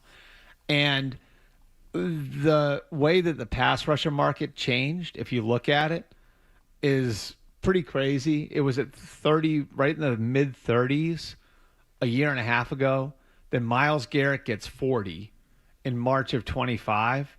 That market's now over 50, at 50, with Will Anderson getting that number. So there's going to be a market correction, and not acknowledging that or being slow to acknowledge that is only going to drive the price further up. And that's why the Eagles have been, over the last 15 years, have been so successful.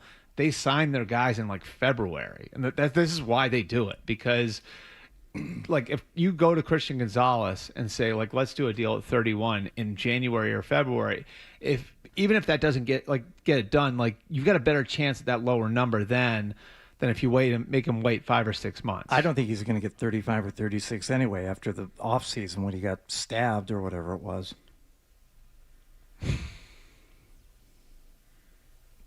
You're not doing it? Come on, do it.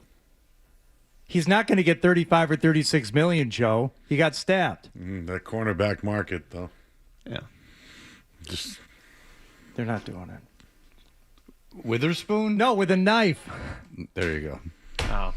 All right. All right. There you go. There you have it. Ended on a high Got you. note. I can't believe I got you.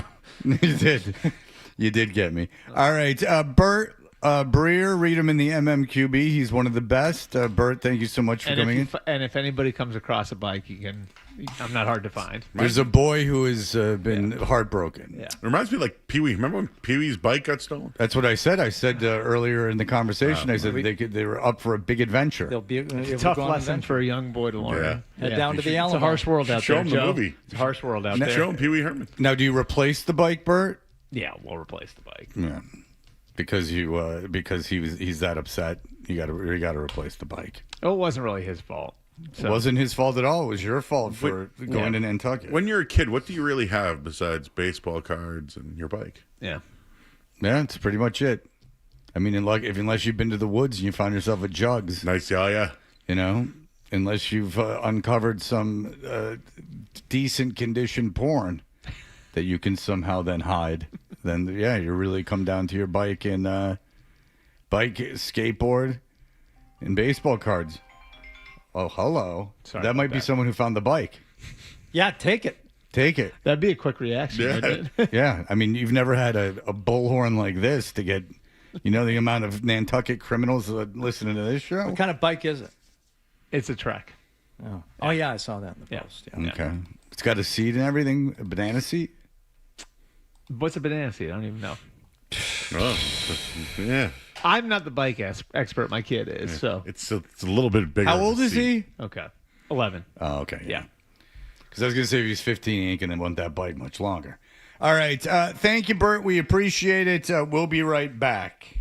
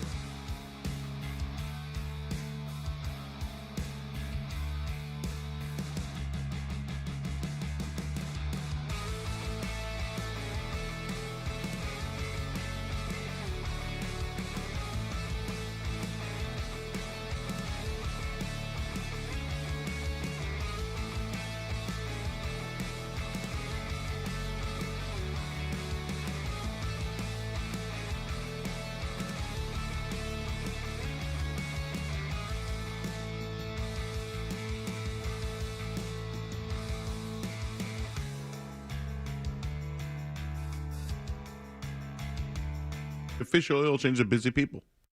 Nobody knows New England like McGovern Auto Group. With over 35 locations, 25 brands, and more than 9,000 new and pre-owned vehicles in stock. Shop now at McGovernAuto.com, the official automotive partner of the New England Patriots. From the Town Fair Tire Studio, the game is on the Sports Hub. Goes to the backhand and score. Two-hand slam. Boston's home for sports. WBC FM 19 Boston. I love this team. 98.5, the Sports Hub. Hub headlines. Red Sox have won 6 in a row. They're the hottest team in baseball. They swept Chicago yesterday after their 2-1 win. Caleb Durbin, the difference in this one, a home run, his 9th of the season.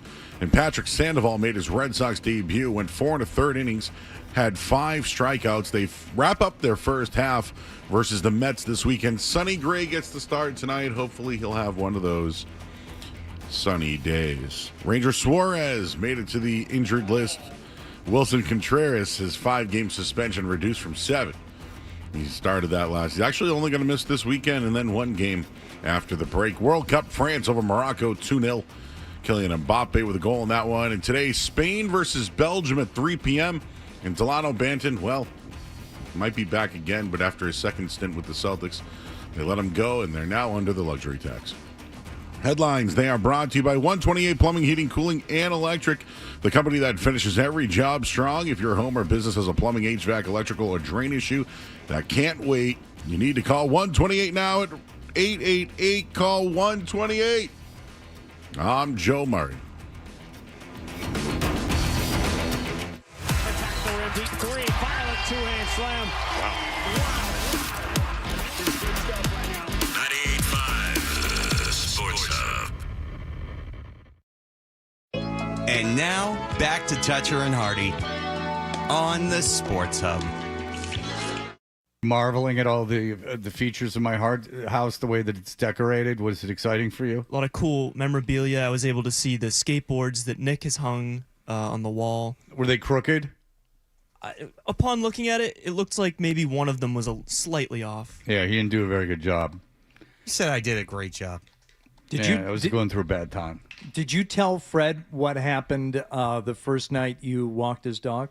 On my first walk, I forgot poop bags, and so in the pouring rain.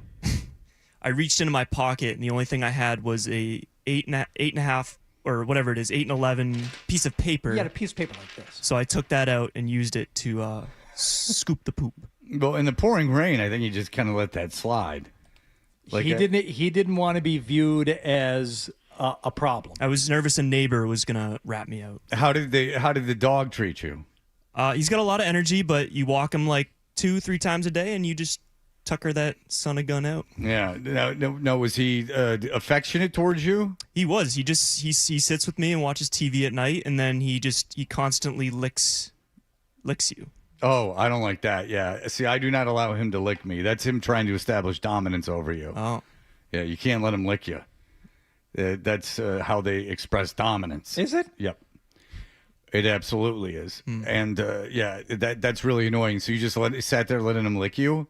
Kept him busy. All right. Now, how about that cat?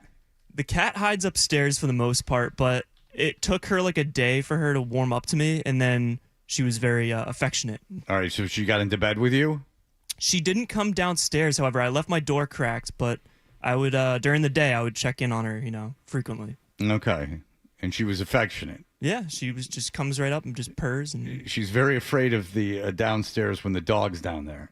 And if the dog's not in the crate, she does not like that. She probably didn't figure out that you're down in the basement yet. That has to be... I tried to coax her down there, but she seemed a little spooked. Yeah, she's an odd animal. All right, so, you're back there tonight. So the question is this, is that it's $150 a day, but he came to my home on Tuesday night, and then he left Thursday afternoon, and he comes back tonight. So you combine Tuesday and Thursday as one day, right? That does not count as 2 days. Couple of half days. That counts as two $75 days, correct? Because they're not. Yeah. No, I'm down with that. Yeah. Okay. Yeah. And then I'll be coming back on Tuesday, hopefully Monday. Okay. But Tuesday, hopefully Monday. But Tuesday, if I come back on Tuesday, that will also count as a half day because I'm giving you $150 a day. Yeah, it's as much about the overnight. Is there an overnight involved?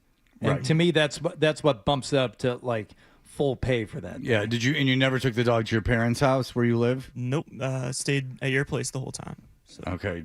No. Was it too luxurious? Was it? Did you have any trouble handling the luxury? It might be bigger than my parents' house. Yeah, it is.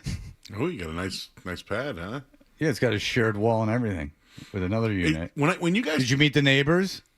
No, they weren't really around. Did you meet Tony, the mailman? I did not. Actually, I saw him out and about, and somebody said hi to him, but I didn't make the connection that was. Were you with the dog? Yeah. Because he'll come up and talk to you. Don't worry about it. The shared wall thing. I think I heard you talk about this without Fred here. Yes. Is it kind of like in the movie Office Space? You know, when he lived with the Jethro guy? Yeah. Is that a shared wall? Yeah. Yeah, and anything where there's a unit that is connected to another unit via a wall. Do you ever knock and say, hey, man? Can't, man. It's too thick. He's got 11 feet of poured concrete between those walls. It is the most stable structure on this planet. The pyramids got nothing on that shared wall. But there's in every divorce agreement, the man has to move into an area, to a home with at least one shared wall. So I got down under the minimum. Which Ryan thought was an actual thing and asked us about it in a show meeting last week. And that is not a joke. Ryan said, is it really something in a divorce where you have to have a shared wall? No, he wasn't questioning it at all. He wanted to know more about the law. Yeah. He was convinced that it was, in fact, either a law or a stipulation in the divorce agreement, just wanted to learn more about it. Yeah, it was really... really made Nick look smart, which is difficult to do. Very difficult to do. It was a great day for Nick. It was a triumph for Nick while we get these fart things together, and 1 week where everyone's here for the entire week, which is just difficult in the summer. All right. It is the summer, and with the summer comes summer tunes, as everyone knows. Everyone loves summer tunes.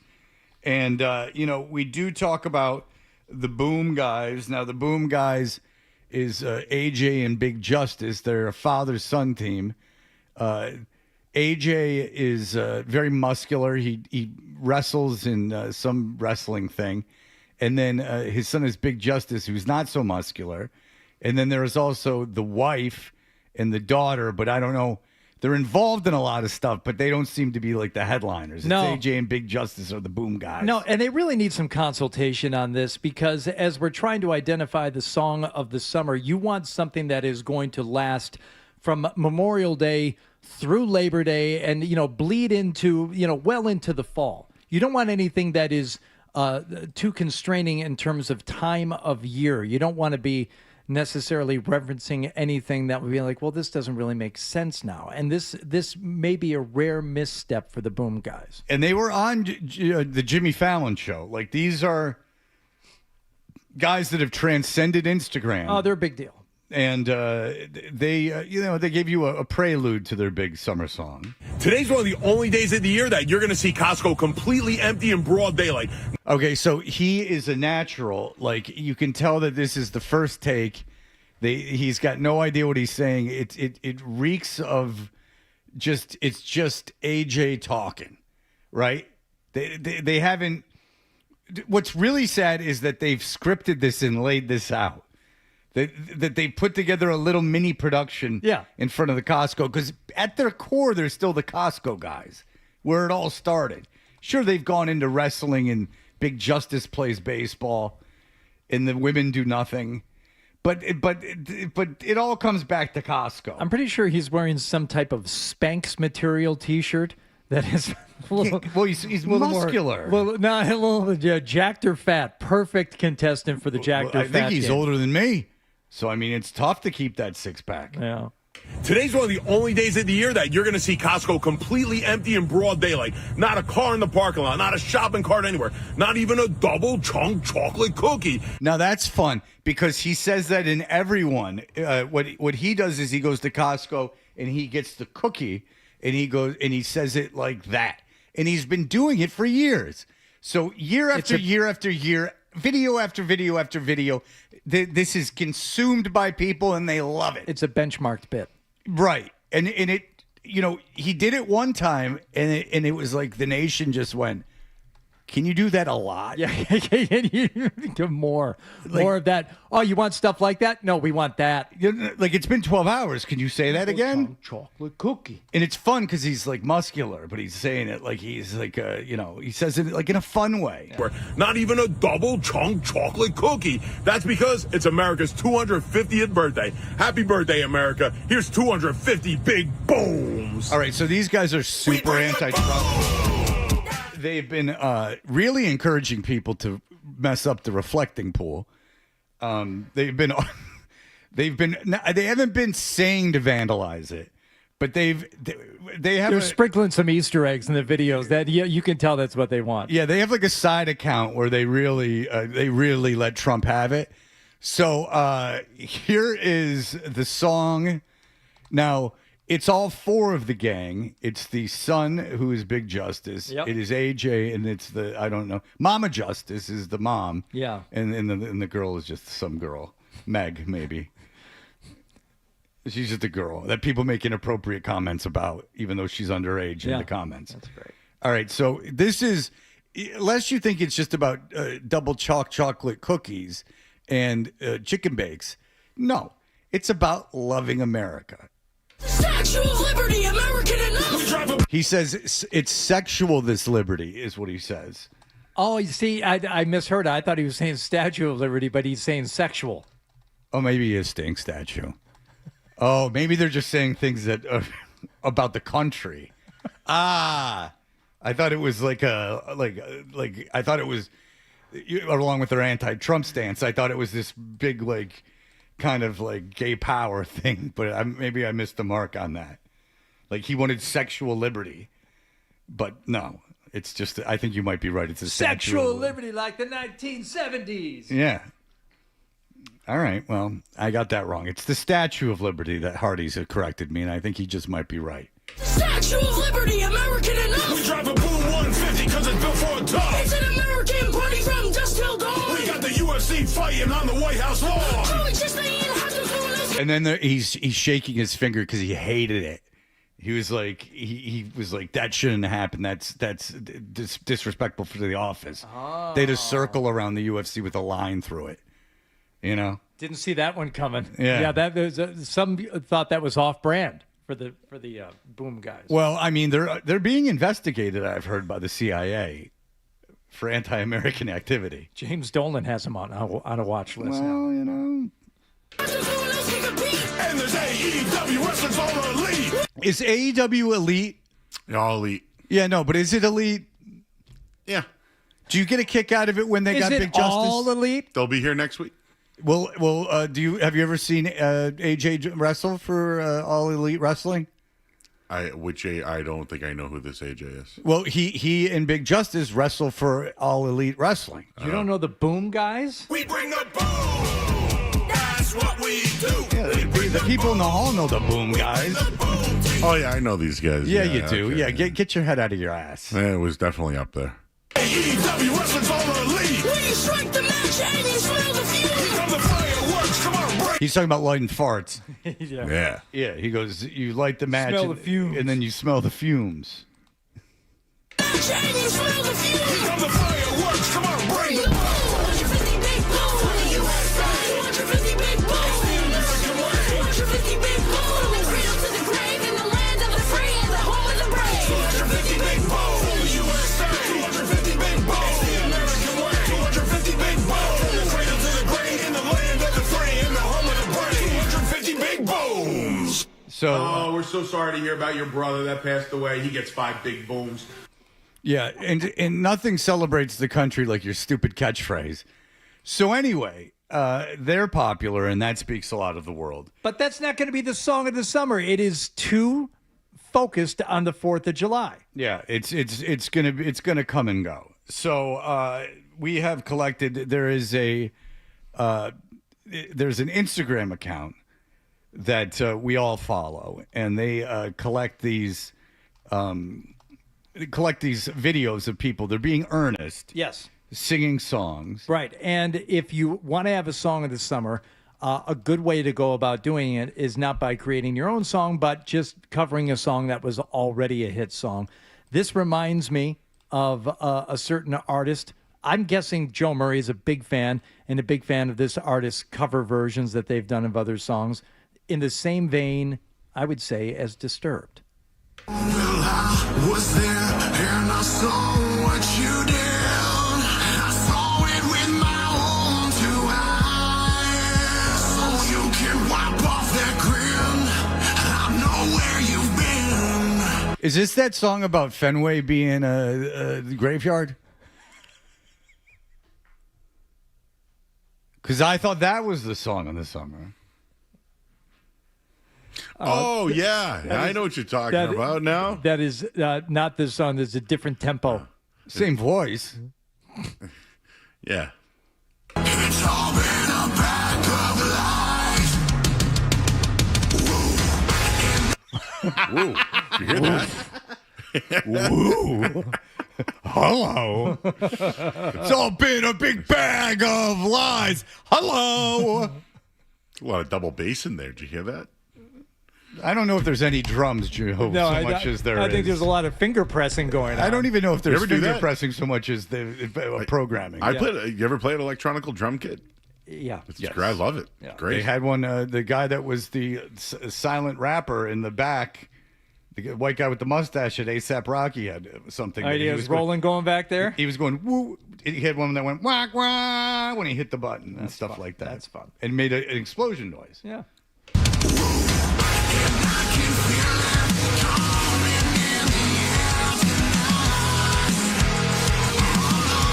If I told you that was Jelly Roll, could you tell me with all certainty, if you had never seen it, that was not Jelly Roll? No, I could not. And it does remind me of the cover of Sound of Silence. It's the same type of energy being brought to it. The Limp Bizkit cover. I'm kind of over that song being covered, by the way. What, In the Air? Yeah. Non-Point, I think, did one back in the 90s. Non-point version wasn't bad. I don't know what that is. I missed that. No more. No more Okay. covers. All right. But especially if he leaves so soon, no more. Yeah, but yeah, he's not doing so great. He sold all his Alamo stuff. Yeah, I watched this thing of breakdown of all the drums he sold because he can't. I guess he hurt his back so bad he can't. That's why he had to retire. Yeah, he when he plays now, he doesn't play drums. He has to sit on stage. Yeah. But he was, of course, very talented, and he will be missed. All right, this next song is called "Fallen Angel." Now, this is a story about a May-December romance, and the gentleman here is singing to his betrothed, to the love of his life, and they are not the same age. Okay. Who does he look like? He kind of looks like Emo Phillips. The funniest comic of all time. My name is Emo, not to be confused with Emu. Right. When him and Judy Tenuta get after Oh. Just stand back and watch those two. It's like good jazz. Yeah. They're just bebopping and scatting around. And if you don't get it, just get out of the alt comedy scene, my friends. So me and my girlfriend have a 32-year-old age difference, and she's got the biggest heart. Well, why? Is she 32 years older? Is it about to explode? She must be very heavy. Is that the thing? Is the song called I'm in Love with a Fat Old Lady? No. Because that would be a fun song. So me and my girlfriend have a 32-year-old age difference, and she's got the biggest heart. And I got to tell you, she is magical and manifests stuff like nothing. She manifests stuff like silent farts. Honey, could you manifest a hot one?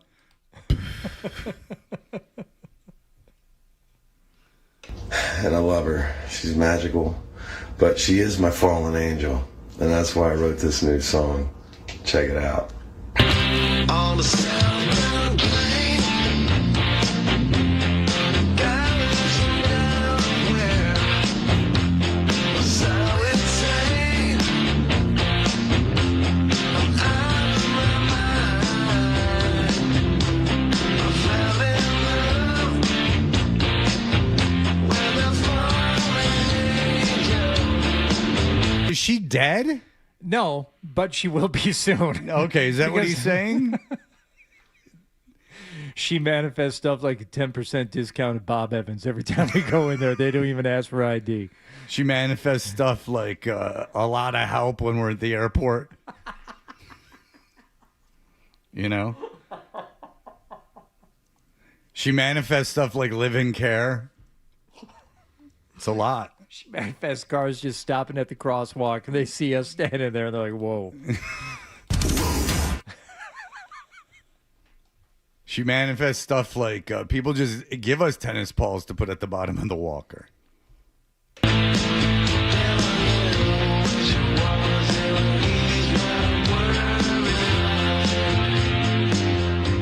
All right, very good.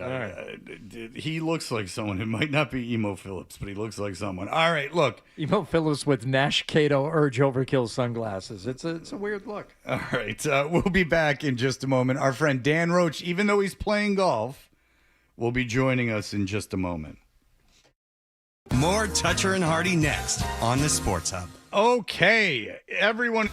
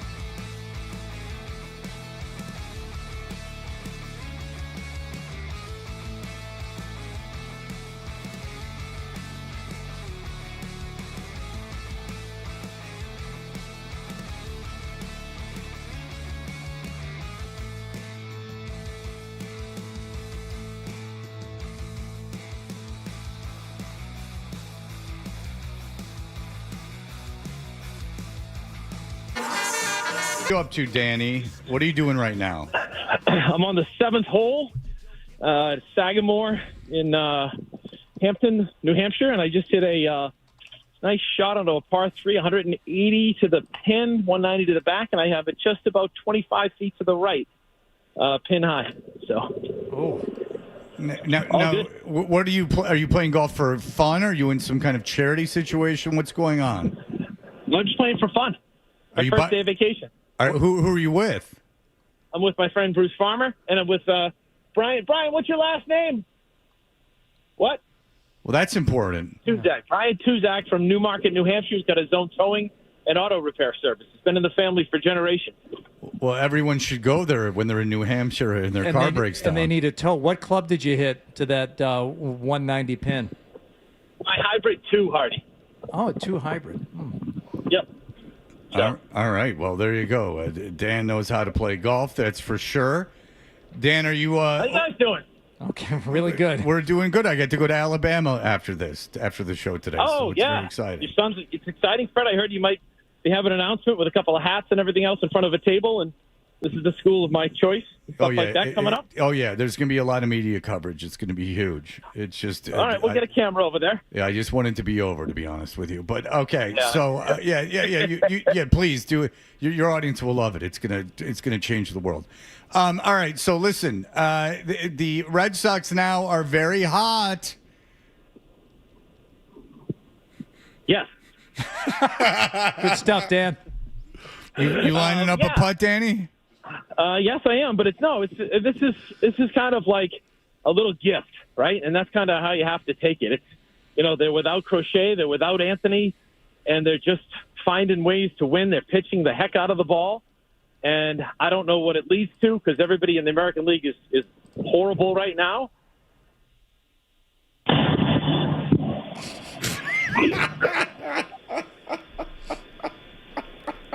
Oh, hopefully something bad happened. I told him yesterday, I told Ryan, I'm like, if Dan's playing golf, he doesn't have to call in, we'll be fine. And he practically insisted on it.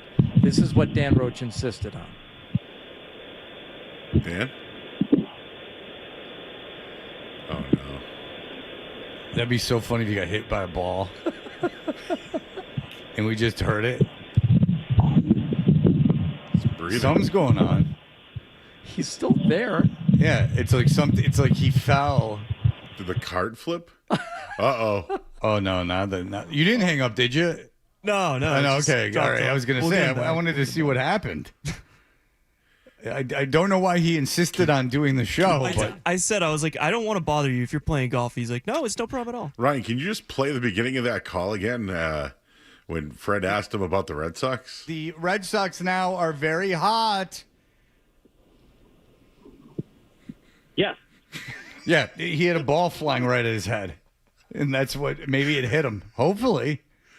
I don't want it to kill him. Just put a little shock into him. So he comes in here, next time he comes in, you got a big knot. Yeah, it's a little stun him. Yeah, exactly. That's either a pregnant pause or you just pooped your pants kind of pause right there. I'm sure he crapped his pants. It's just in the most likely scenario. Yeah, of course, if he crapped his pants. Danny, are you sure you want to do this? Yeah. Sorry about that. You know what? My wife and my kids bought me a Bushnell wingman for my birthday.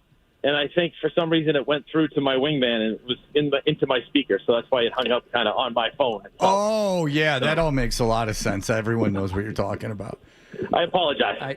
I know what he's talking about, and it happens. It's okay, Dan. Did you get up and down? Are you on the green yet?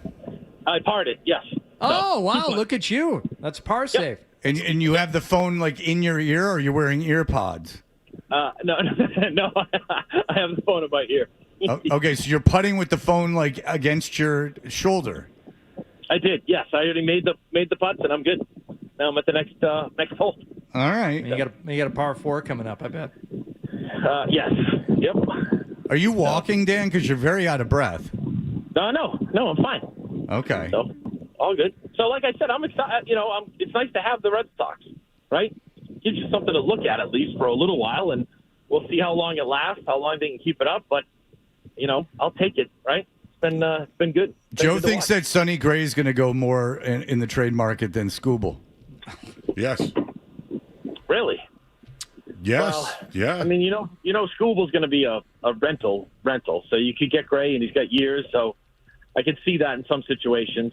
But I don't know if you're going for Scooble is definitely a difference maker, right? So it might be worth it more for the short term if you think you can win the World Series right now, today. I mean, obviously, when you make a deal at the trade deadline, August 3rd. So I can understand that. But I think that Gray is a good acquisition by any team for the next couple of years. And, Fred, you've been on him from day one, so I think it's been good.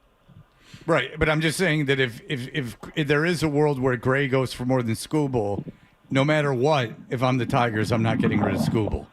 I'll just keep him just to get the gate when he pitches. The last thing you want is a John Lester situation too, right? So do you think they have a chance of re-signing him, Fred? No. Then why wouldn't you get rid of him? Well, if the return is going to be nothing, then I'd rather just keep him.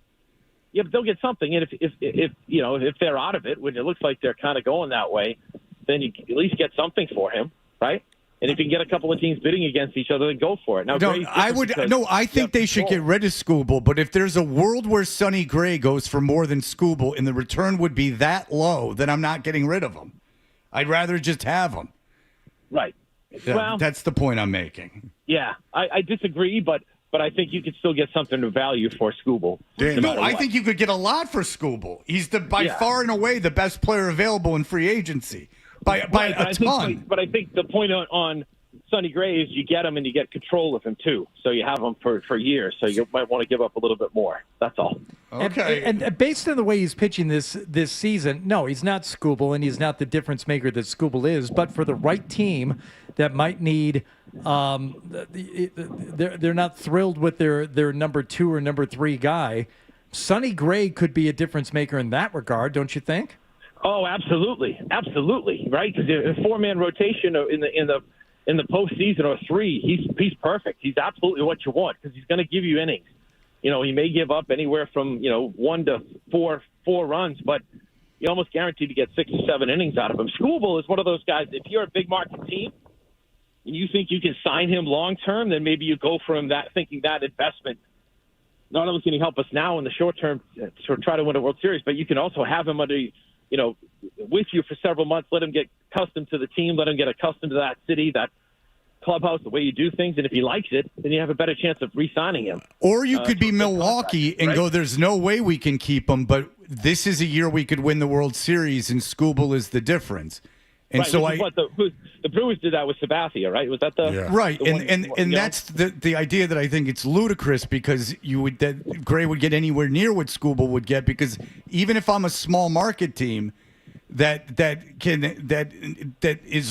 is my year, right? Like, so for Milwaukee, you could think of that rotation if they have Skubal. They're the favorite to win the World Series. It's certainly, I can't think of can you think of a much better rotation in the last 20 years than if Milwaukee gets Skubal and the rest of the rotation stays healthy? They're going to be unhittable. Yep. Like you'll have 3, certainly 2 of the best 4 pitchers in baseball, and then throw in another all-star on top of that. So I think that if the team that Skubal goes to isn't like the Dodgers, it's a team like Milwaukee that knows this is what I need to do, and we're not keeping him. Because they've struggled in the postseason, right? They've been a great regular season team for years and just can't get over the hump in the postseason. So he might be that guy that gets you over the hump and maybe gets you to the World Series, as opposed to picking up a Sonny Gray or someone else who's going to give you the quality starts, but isn't that much of a difference maker when it comes to a guy who could win a game by himself. And I guarantee you what happens is the Dodgers just outbid everyone and just go here and go take whatever you want. Because for some reason their farm system's unbelievable still. So they just go and say, here's anything you want. Go, and then then we have Skubal now, and it's fun, and we win another World Series. Just a quick one, Dan. Will the Red Sox move on from Sonny Gray, considering Jake Bennett and Peyton Tolley are at their most innings ever pitched? I think you just go right up until August 3rd, and you just see where you're at as a team. And if they keep going the way they're going, then I think you reconsider. But from what we've seen, and just it's hard to sustain with the team that they have. It's hard to sustain. I put them up for market. I put it, and say let's see what we can get. I don't think you want like low A prospects or something like that for him. I think you want maybe players that are closer to being major league ready that you can take a chance on, things like that. So I think you have a lot of options. I think you have time right now. What are we at, July 10th? So I still think you have, 3-4 weeks almost before the trade deadline. And let's just see where the Red Sox are at that point. If they keep going this pace and just keep winning at this rate 9 of 11 or 11 of 13, whatever, then I think you consider holding on to him. But until then, I think you got to kind of play it in the middle right now and see where you're at. How much have you made people wait, or is there a foursome in front of you? It was a foursome in front of us, so our guys are teeing off right now. So yeah, why don't you just go?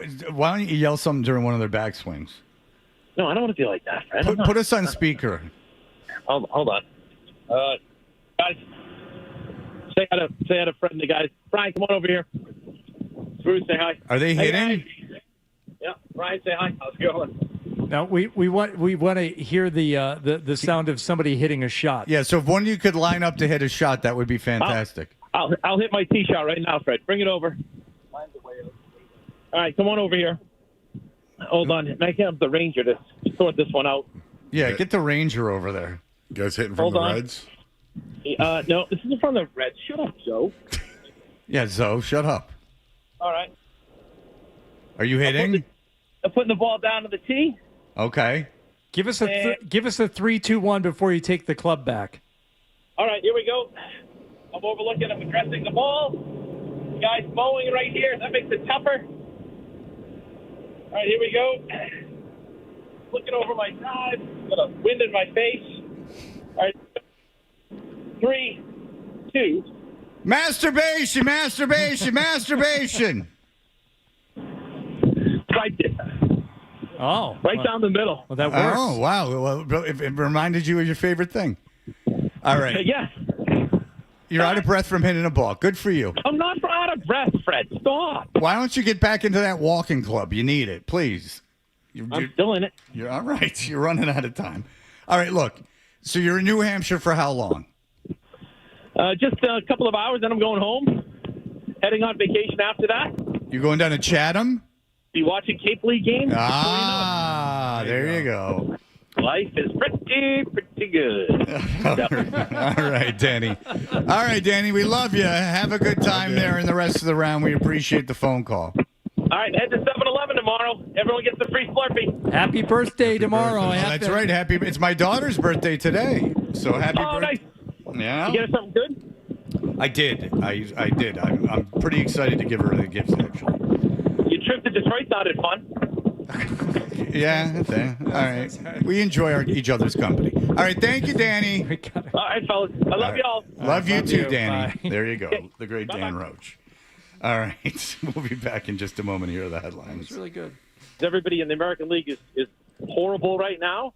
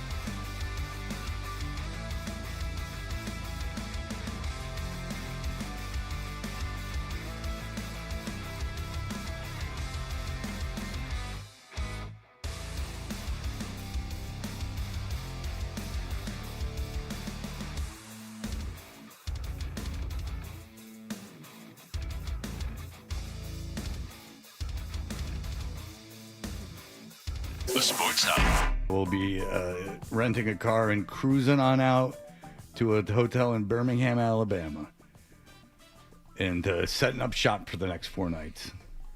I think you've got the right attitude in terms of getting out and setting Monday as the target date, and just convince yourself that's going to happen.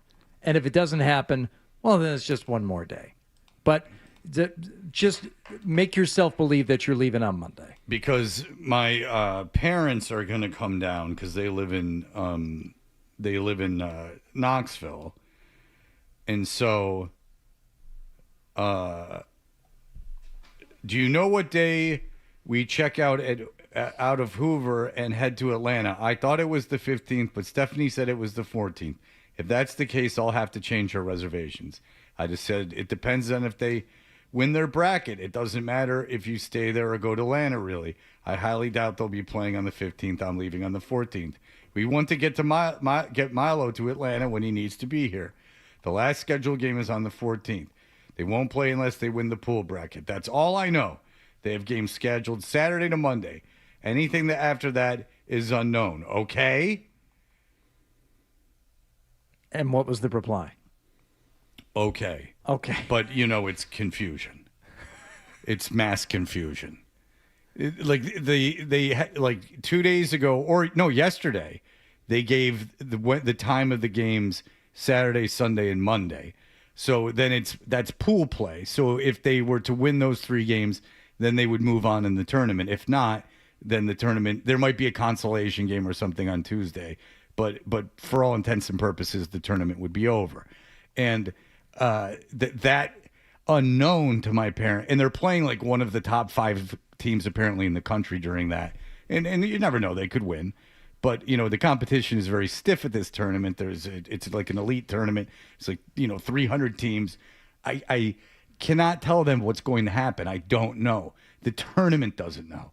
Like, no one knows what's going to happen. It's kind of the point of having, sports games where the outcome is not predetermined. And this isn't, if you can believe it, Hardy, if there's like 300, 250 teams playing, not all the games are at one complex. Oh, no. They have multiple fields. Yeah.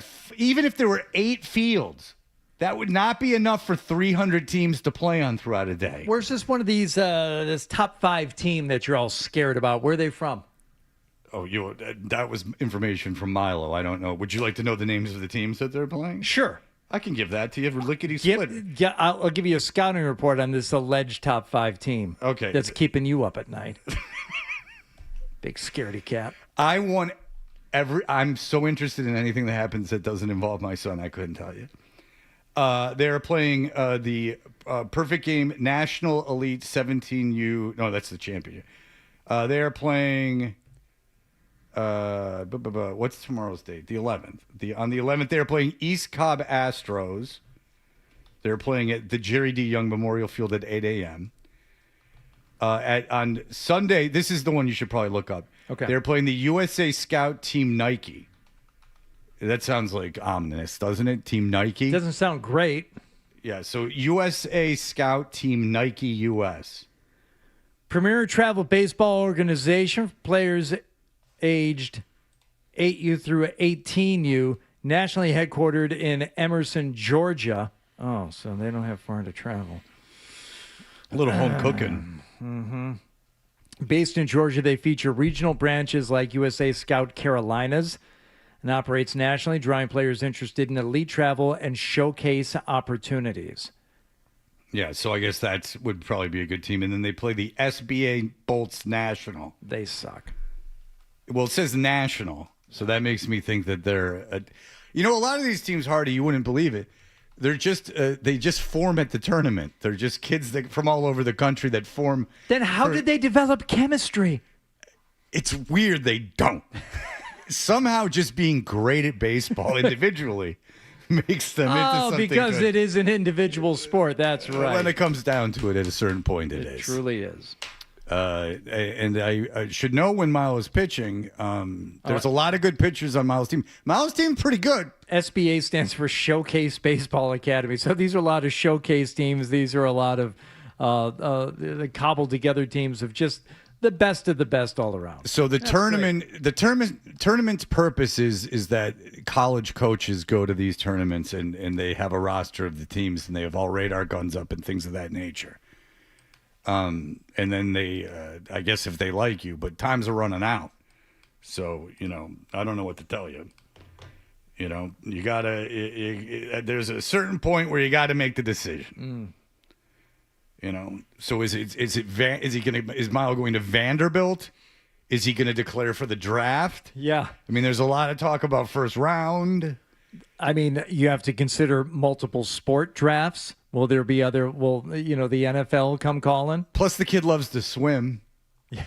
Maybe just pop him on the Michigan swim team. Anyway, I'll be in Alabama. And I was not even dreading it because last year we stayed in Hoover, which was a resort on that golf course with a nice pool. Yeah. This place is in the city and has no pool. What's the name of the establishment where you're staying? I would have to look it up. And if I give the name out, then everyone's going to want to stay there this weekend. Yeah, you probably shouldn't. I mean, the pranks. People are going to be pulling fire alarms to try to set the team off. Swatting you. I am pretty controversial. I could imagine that happening. No, I would have to look it up. I don't remember. It's It's a nice hotel. Everyone look at nice hotels in Birmingham, and then you can feel free to pull the fire alarm if you would like. I check in under my own name, so just call around. Blind Scott, that's your mission for the week. Is find out where I'm staying. Blind Scott went after T-Bone on Twitter yesterday, and T-Bone asked me about it. He said, I don't know what prompted this. He literally had no idea. Well, he obviously did something if he bothered Blind Scott. Which is what I told T-Bone. I can show you the text. I said, I don't know what you did, but it's obvious you owe him an apology. Blind Scott, I apologize on behalf of the station. I can't control what T-Bone does, though. And that's between you and him. I just can only remove myself from it. All right, we'll be back. We have a big announcement. We're going to throw a party, and Joe's going to go. Maybe. Yeah, if they allow me. They'll allow you. Okay. All right, we'll be back in just a moment.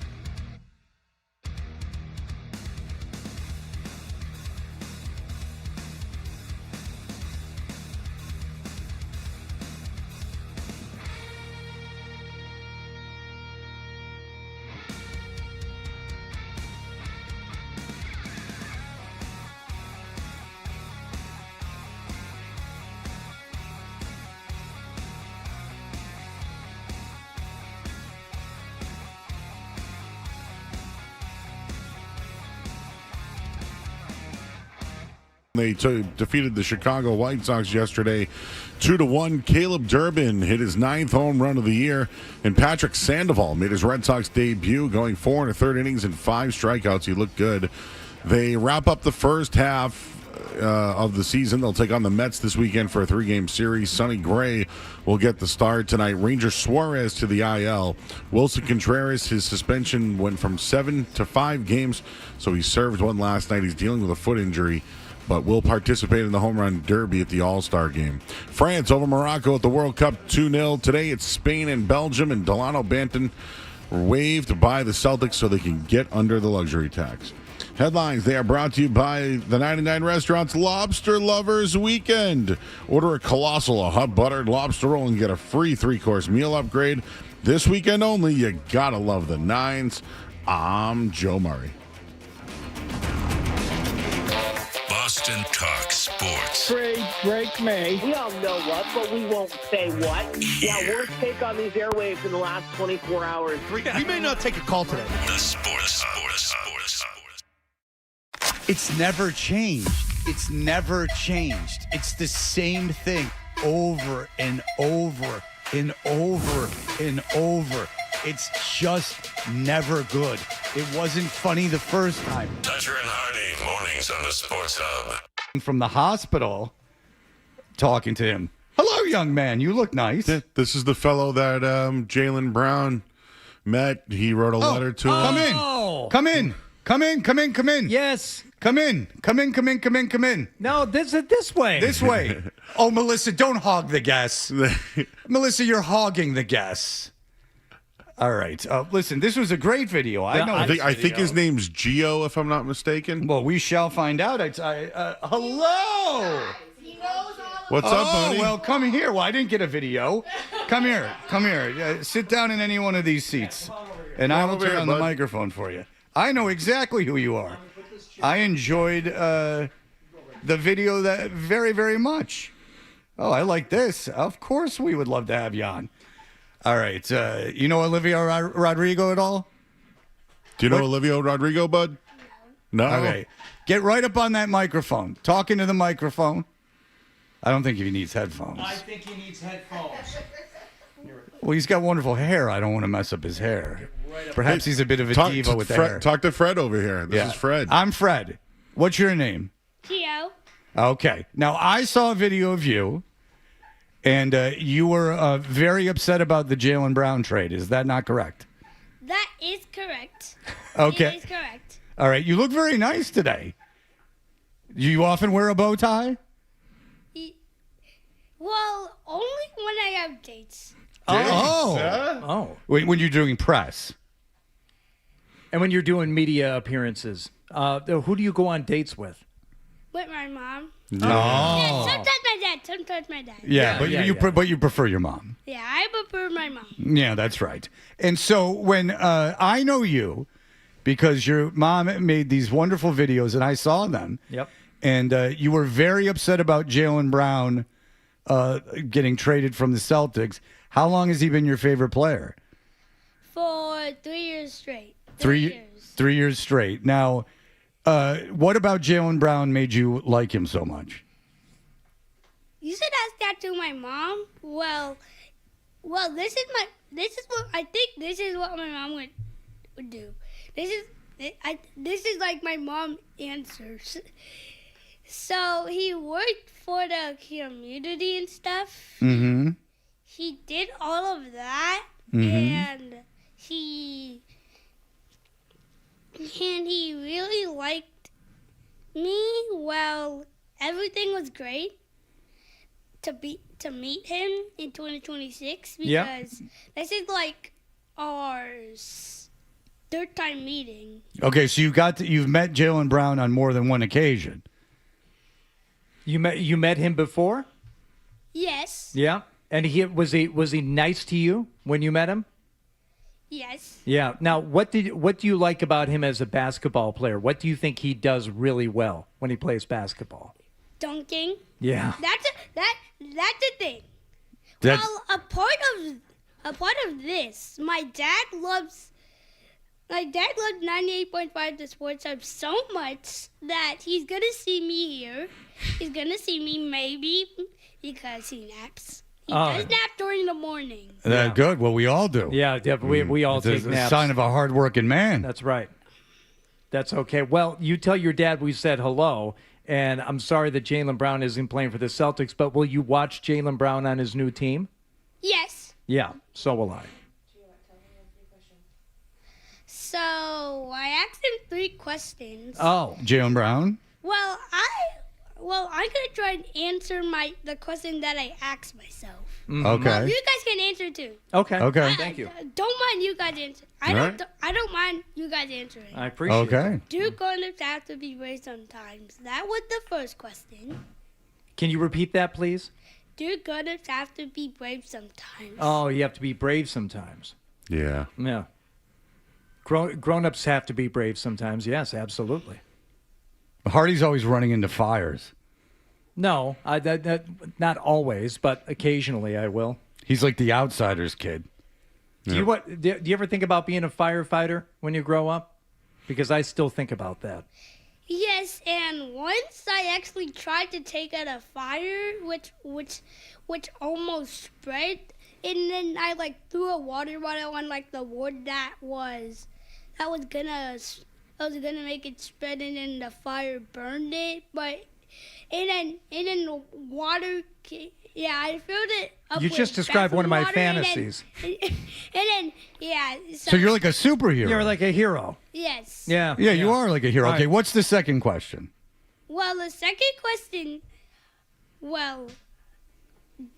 what 2 words best describe your Boston fans, besides, of course, the 2 words Giovanni Jean? Oh, okay.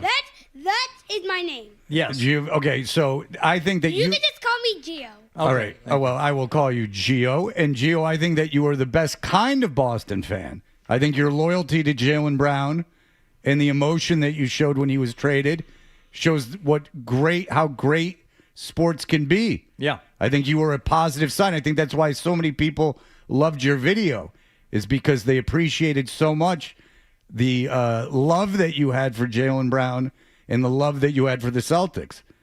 That was very inspiring to people. You inspired people, Gio. Yeah, I know. Yeah. I know. Yeah, you know.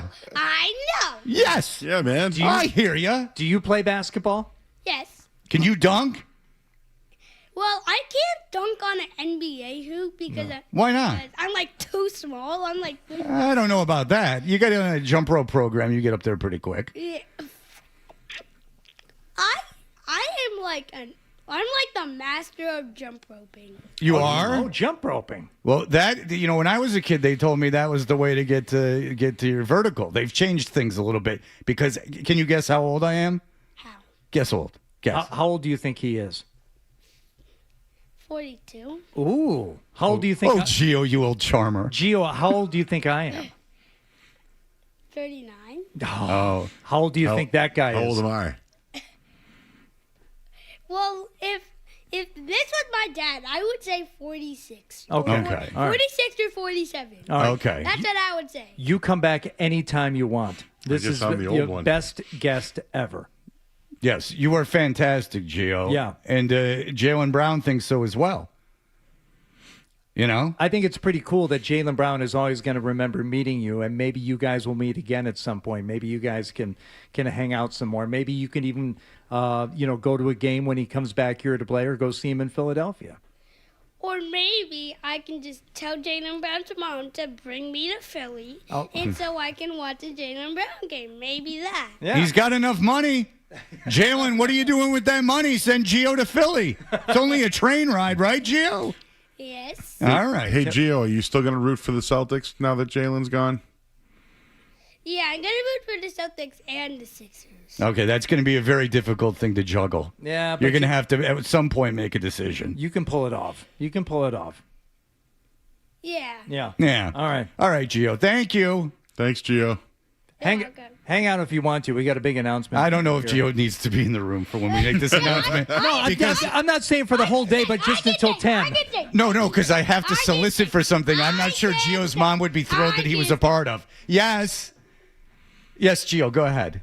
Well, I was trying to say that I can stay for the big announcement. Oh, yeah. No. Okay, but there's a part of the announcement, Gio, that's kind of for adults. And I don't know if your mom or anyone else. He's wearing a tie. I think he's fine. But he is a child, and I would feel much more comfortable if the announcement was made without a child in the studio. At least that wasn't mine. Okay, Gio, the man that you have identified as looking older than me has said that it's time that probably we. I think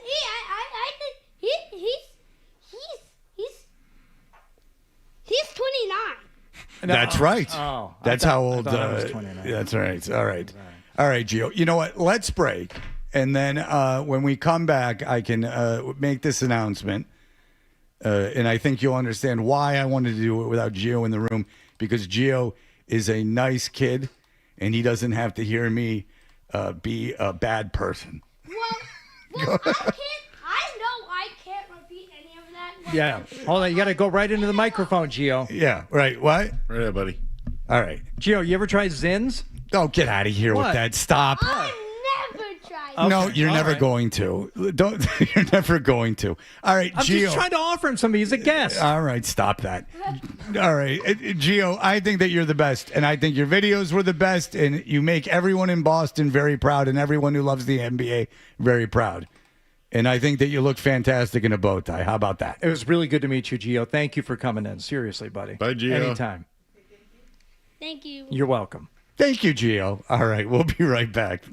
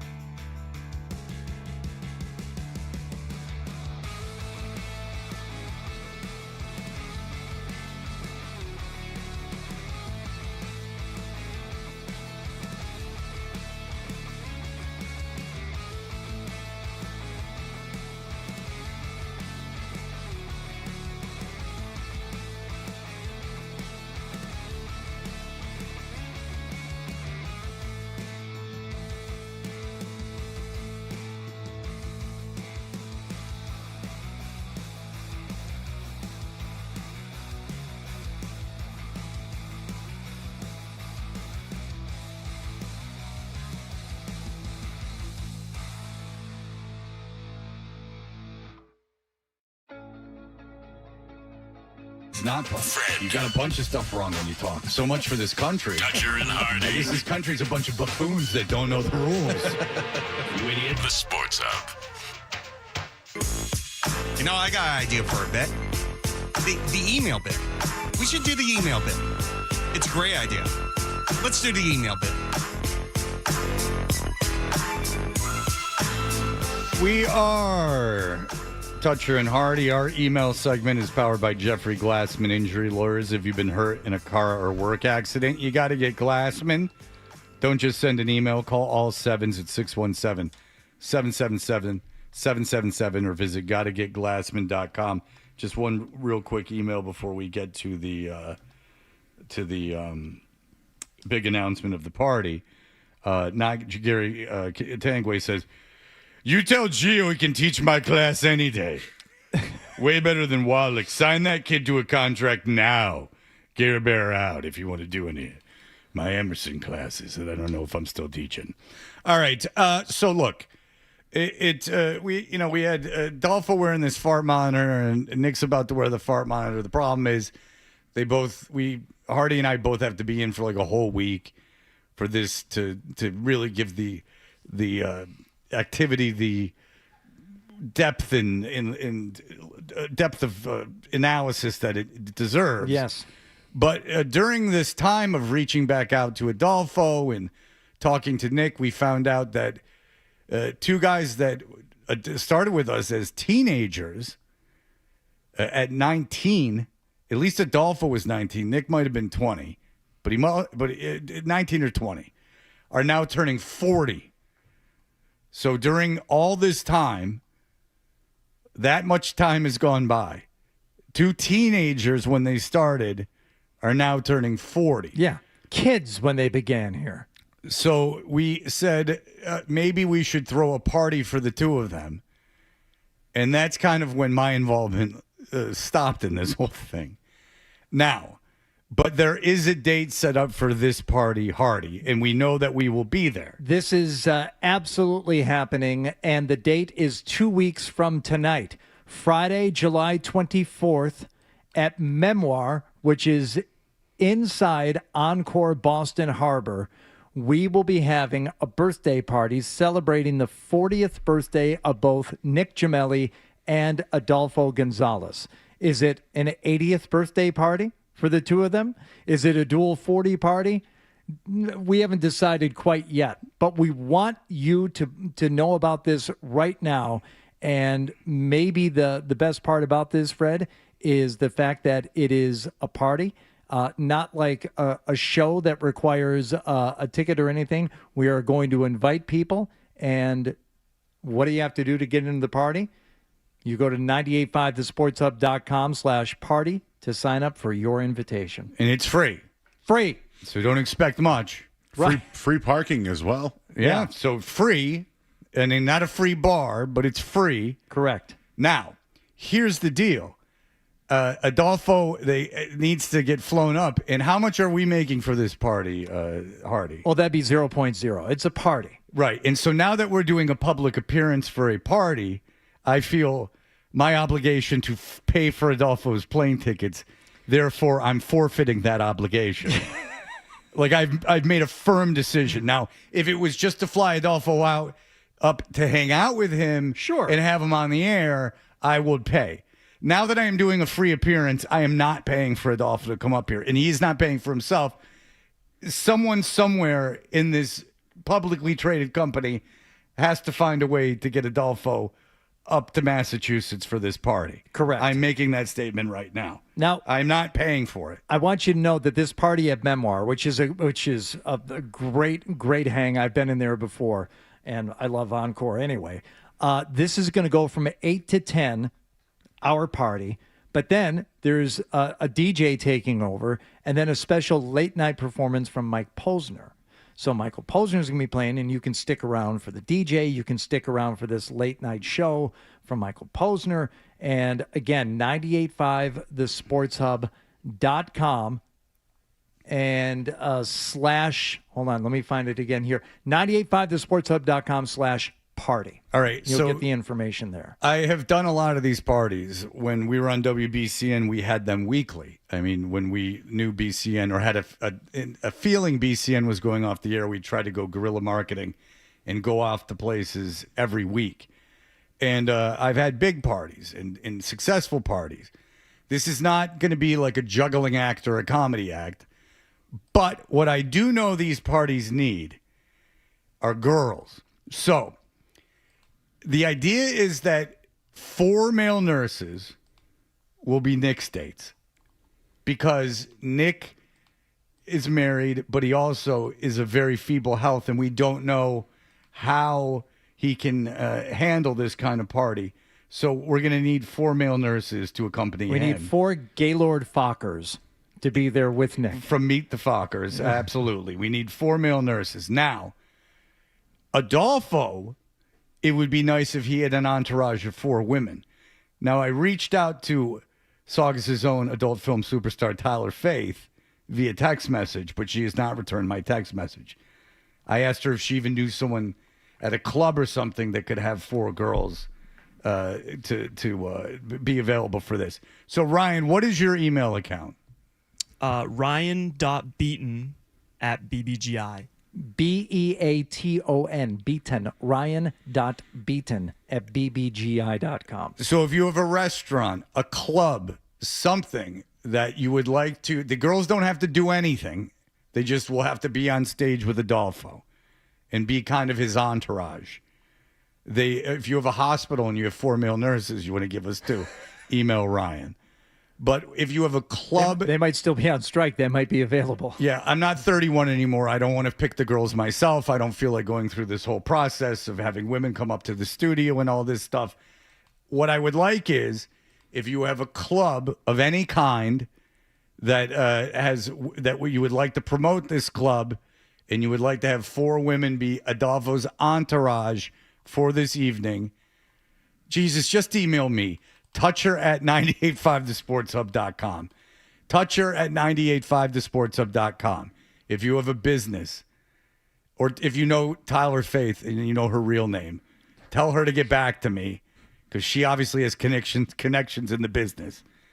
Shouldn't be hard, but Hardy, at our age, I don't know if we should have a casting call up here into the studio and all these things.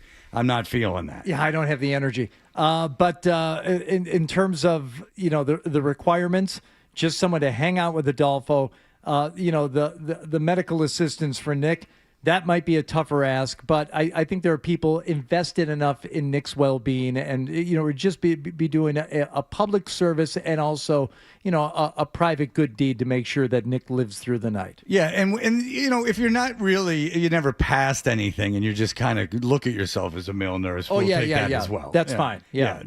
Your qualifications are not so much in question there. If you watched a lot of Emergency back in the day and you just watch these guys, getting on and off the paramedic truck, that's probably good enough. Or if you're getting loose to the pit, which for some people, they can't even watch it when they're in the medical industry. It hits so close to home. That's right. All right. So that is the party that we'll be throwing 2 weeks from today. Can we also maybe share the best bit of news about this? At last we checked, John Wallach would not be able to attend.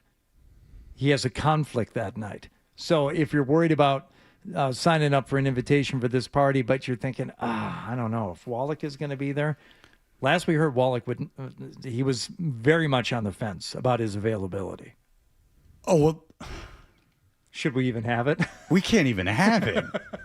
The master of ceremony isn't there. If John's not there, maybe we can have Nick do some karaoke. That might be funny. Oh, yeah. We can kick around some ideas. Yeah. Not today, though. I got to go to Alabama. All right. And it's my daughter's birthday. I got a packed schedule after the show. But just know that you want the details. You want more information. Again, 2 weeks from tonight, Memoir, Encore. It is the Nick Gemelli and Adolfo, both turning 40 years old. It is their birthday party. Not a show. It's a party. It's a hang. You come hang with us that night. And for all the information, 985thesportshub.com/party. And Hardy and I both worked in rock radio, and we can tell you the easiest way to make things easy on the talent for a party is if you could be a club and give us 4 girls. Hardy will attest to this. He signs off on this. Nothing easier than getting on stage with 4 girls and going, here you go.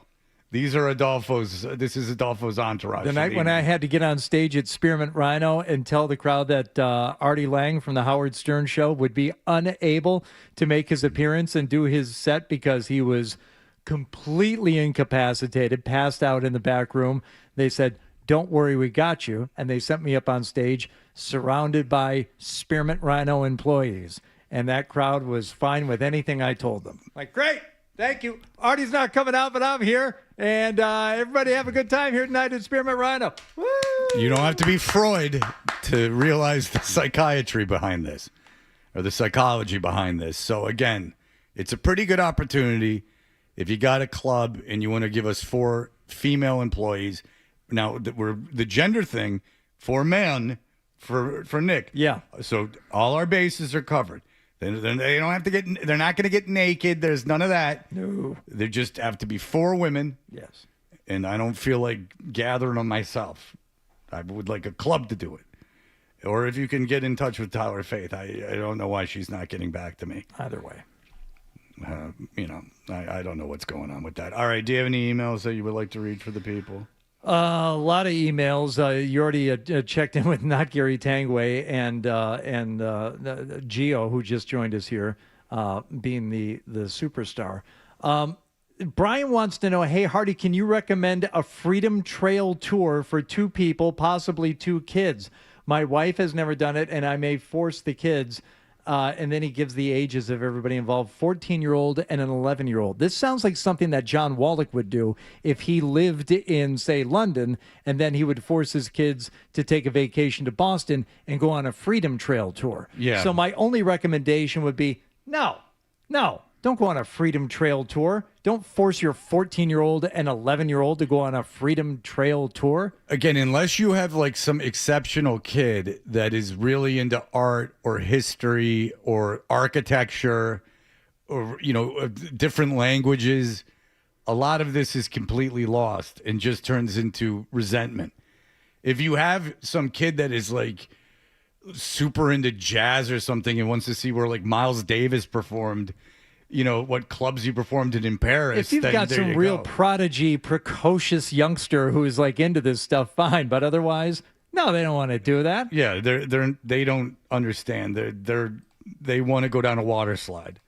This is interesting, and this is not insulting to you, but this is from Jay. It says, "Hey, Freddie, glad to hear you enjoyed the ASAP Rocky show. While you were out, the old Patriots.com crew reunited. There was a bit of a dynamic shift going on with Andy Hart joining these airwaves, and having him and Paul Perillo with Hardy yesterday was a real threat. But normally Hardy is the one able to get under his co-host's skin. But I'm starting to think that Andy Hart is the perfect counter to Hardy's snark comments. A lot like Mike Hurley versus Mike Felger, or you guys with Wallach. I loved a good razzing, but no one seems to get to Hardy quite like Andy Hart. It's refreshing to hear. Enjoy your weekend." Is that true? Does Andy Hart end up annoying you? Yes, so much so that during OnePatriots.com, I don't know if it was pregame, it was probably a postgame show, I walked out and left the studio. It's the only time I've ever done that. Oh, I've done that plenty of times.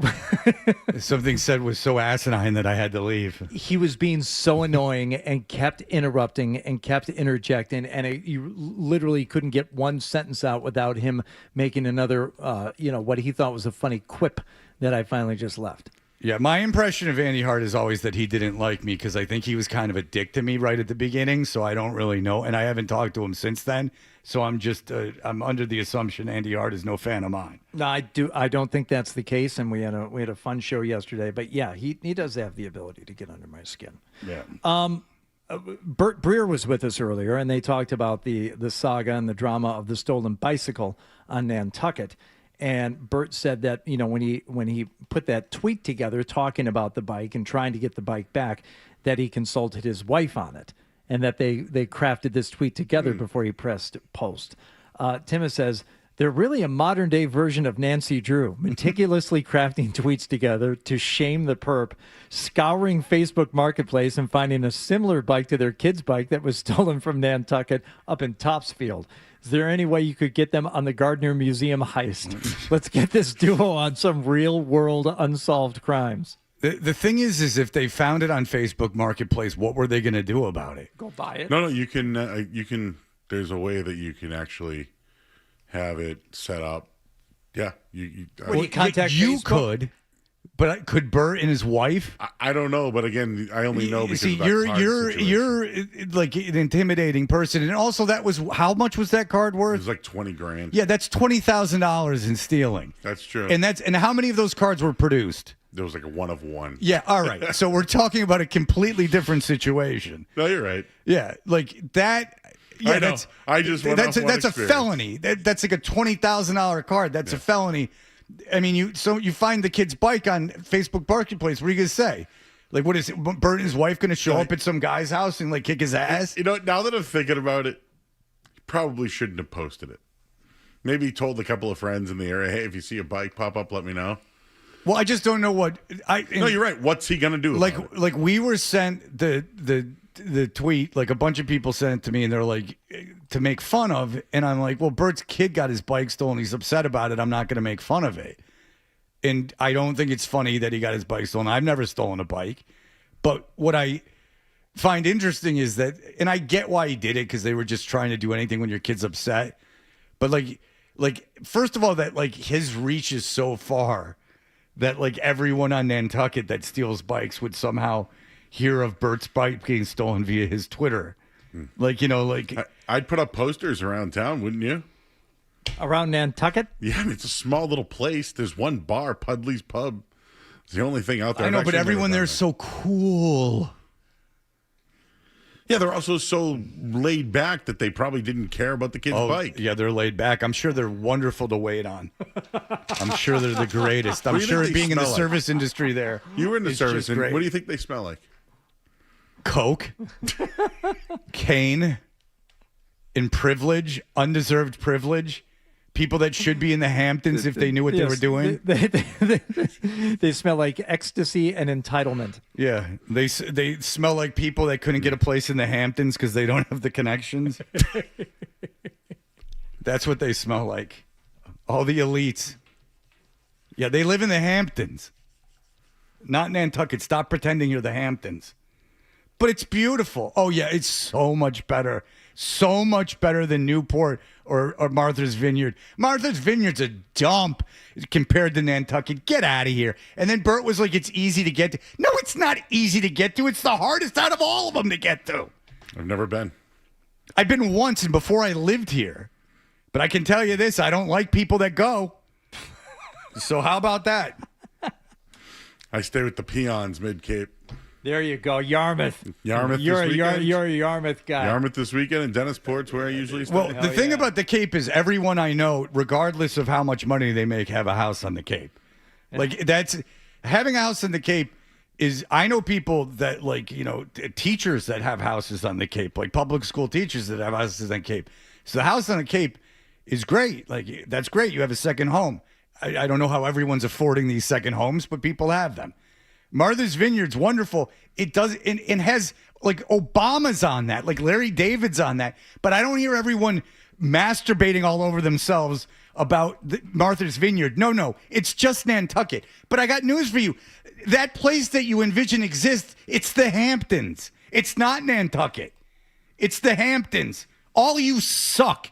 And you're spending all that money, you douchebags, to be somewhere that's just absolutely not what you want it to be.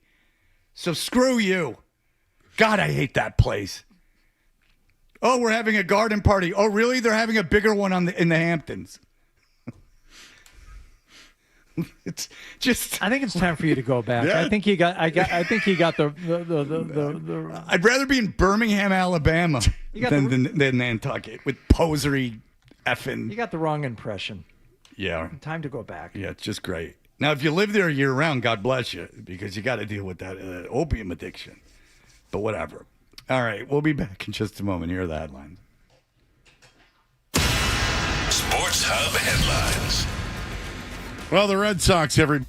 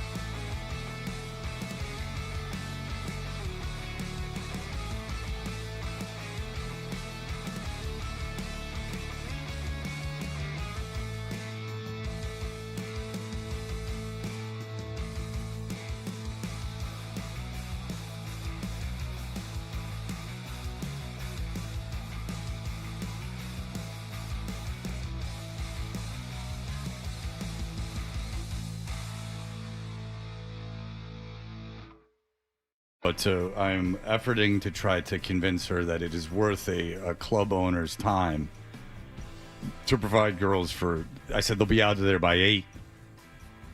No, there's what the party's from what? 8 to 10. I said they'll be out of there by 10. Then I'll say. Okay.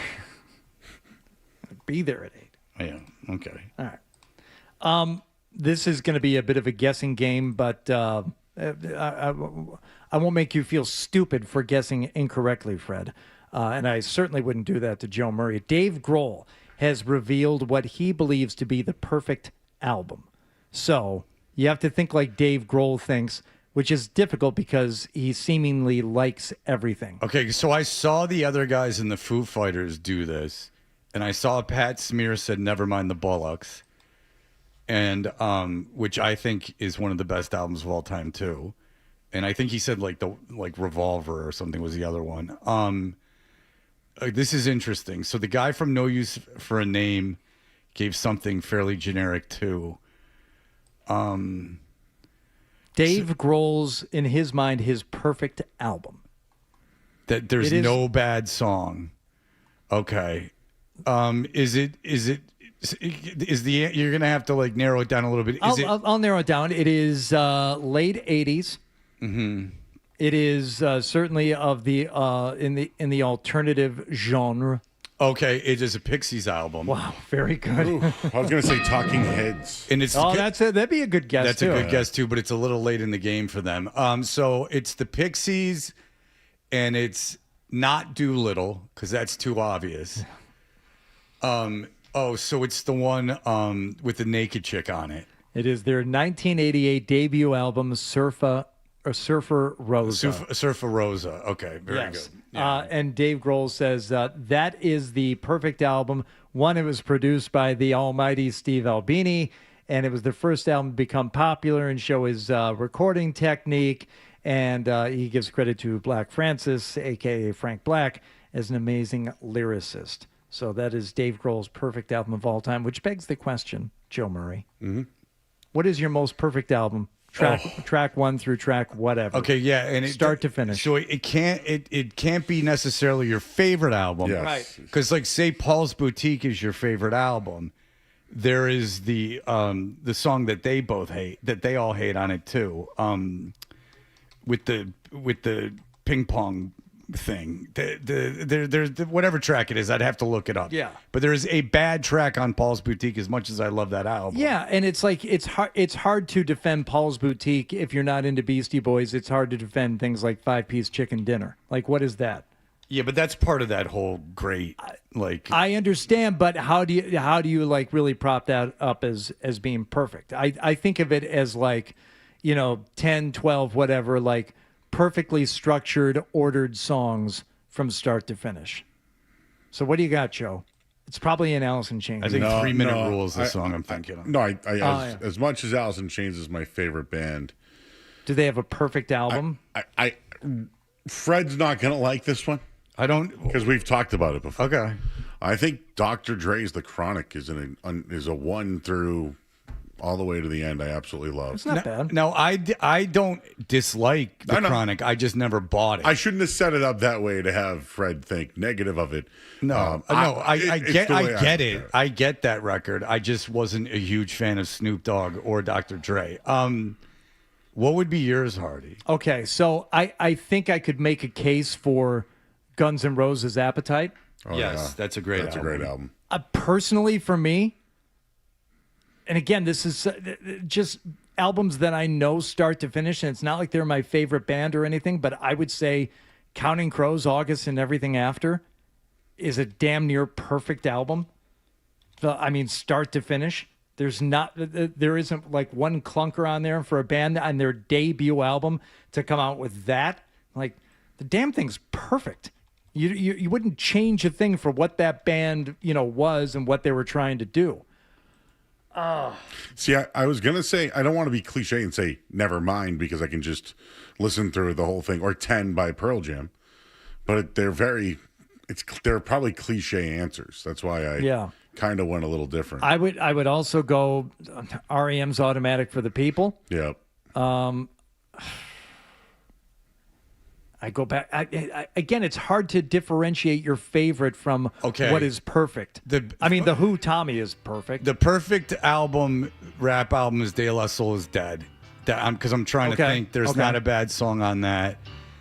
See, I'd say Descendants, Milo Goes to College, but Parents isn't the greatest song, but maybe I'll get... It's either No Effects, So Long and Thanks for the Shoes, or Descendants, Milo Goes to College. Okay. But certainly De La Soul is Dead.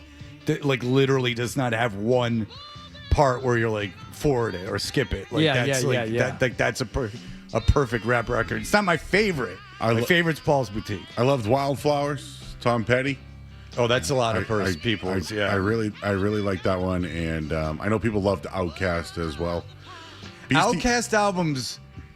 I was going to say Beastie Boys, Ill Communication. Yeah, Outkast albums. I love Outkast, but Outkast has a lot of funk breakdowns that go on and on and on. I would, like, if you're in a car and you're playing an Outkast record and like you're kind of in tune and you want to be entertained, and that's the only entertainment.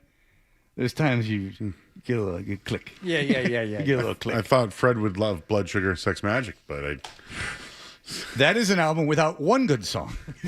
Suck My Kiss is a good song. Suck My Kiss is a good song. The non-greatest album of all time. Oh, no, I could give you a lot of those because I'm a hater. All right. Happy birthday, Zoe. I love you. And I will see you guys back on Wednesday. Hopefully, I'm back here on Monday, but not in studio. I won't put it on the station to put me on the air on Tuesday if I'm in town. And the party, how do people find it again? 985thesportshub.com/party. 2 weeks from tonight, memoir at Encore, Nick and Adolfo's 40th birthday party. We want you to join us. And Tyler Faith, we love you. I like that you're texting us back. Please try. She cannot come because she has a party to go to, which is obviously more important than this whole thing. But we'll try. All right, everyone. Have a great weekend. Bye. Enjoy your weekend. Have a weekend. Toucher and Hardy will be back on Monday on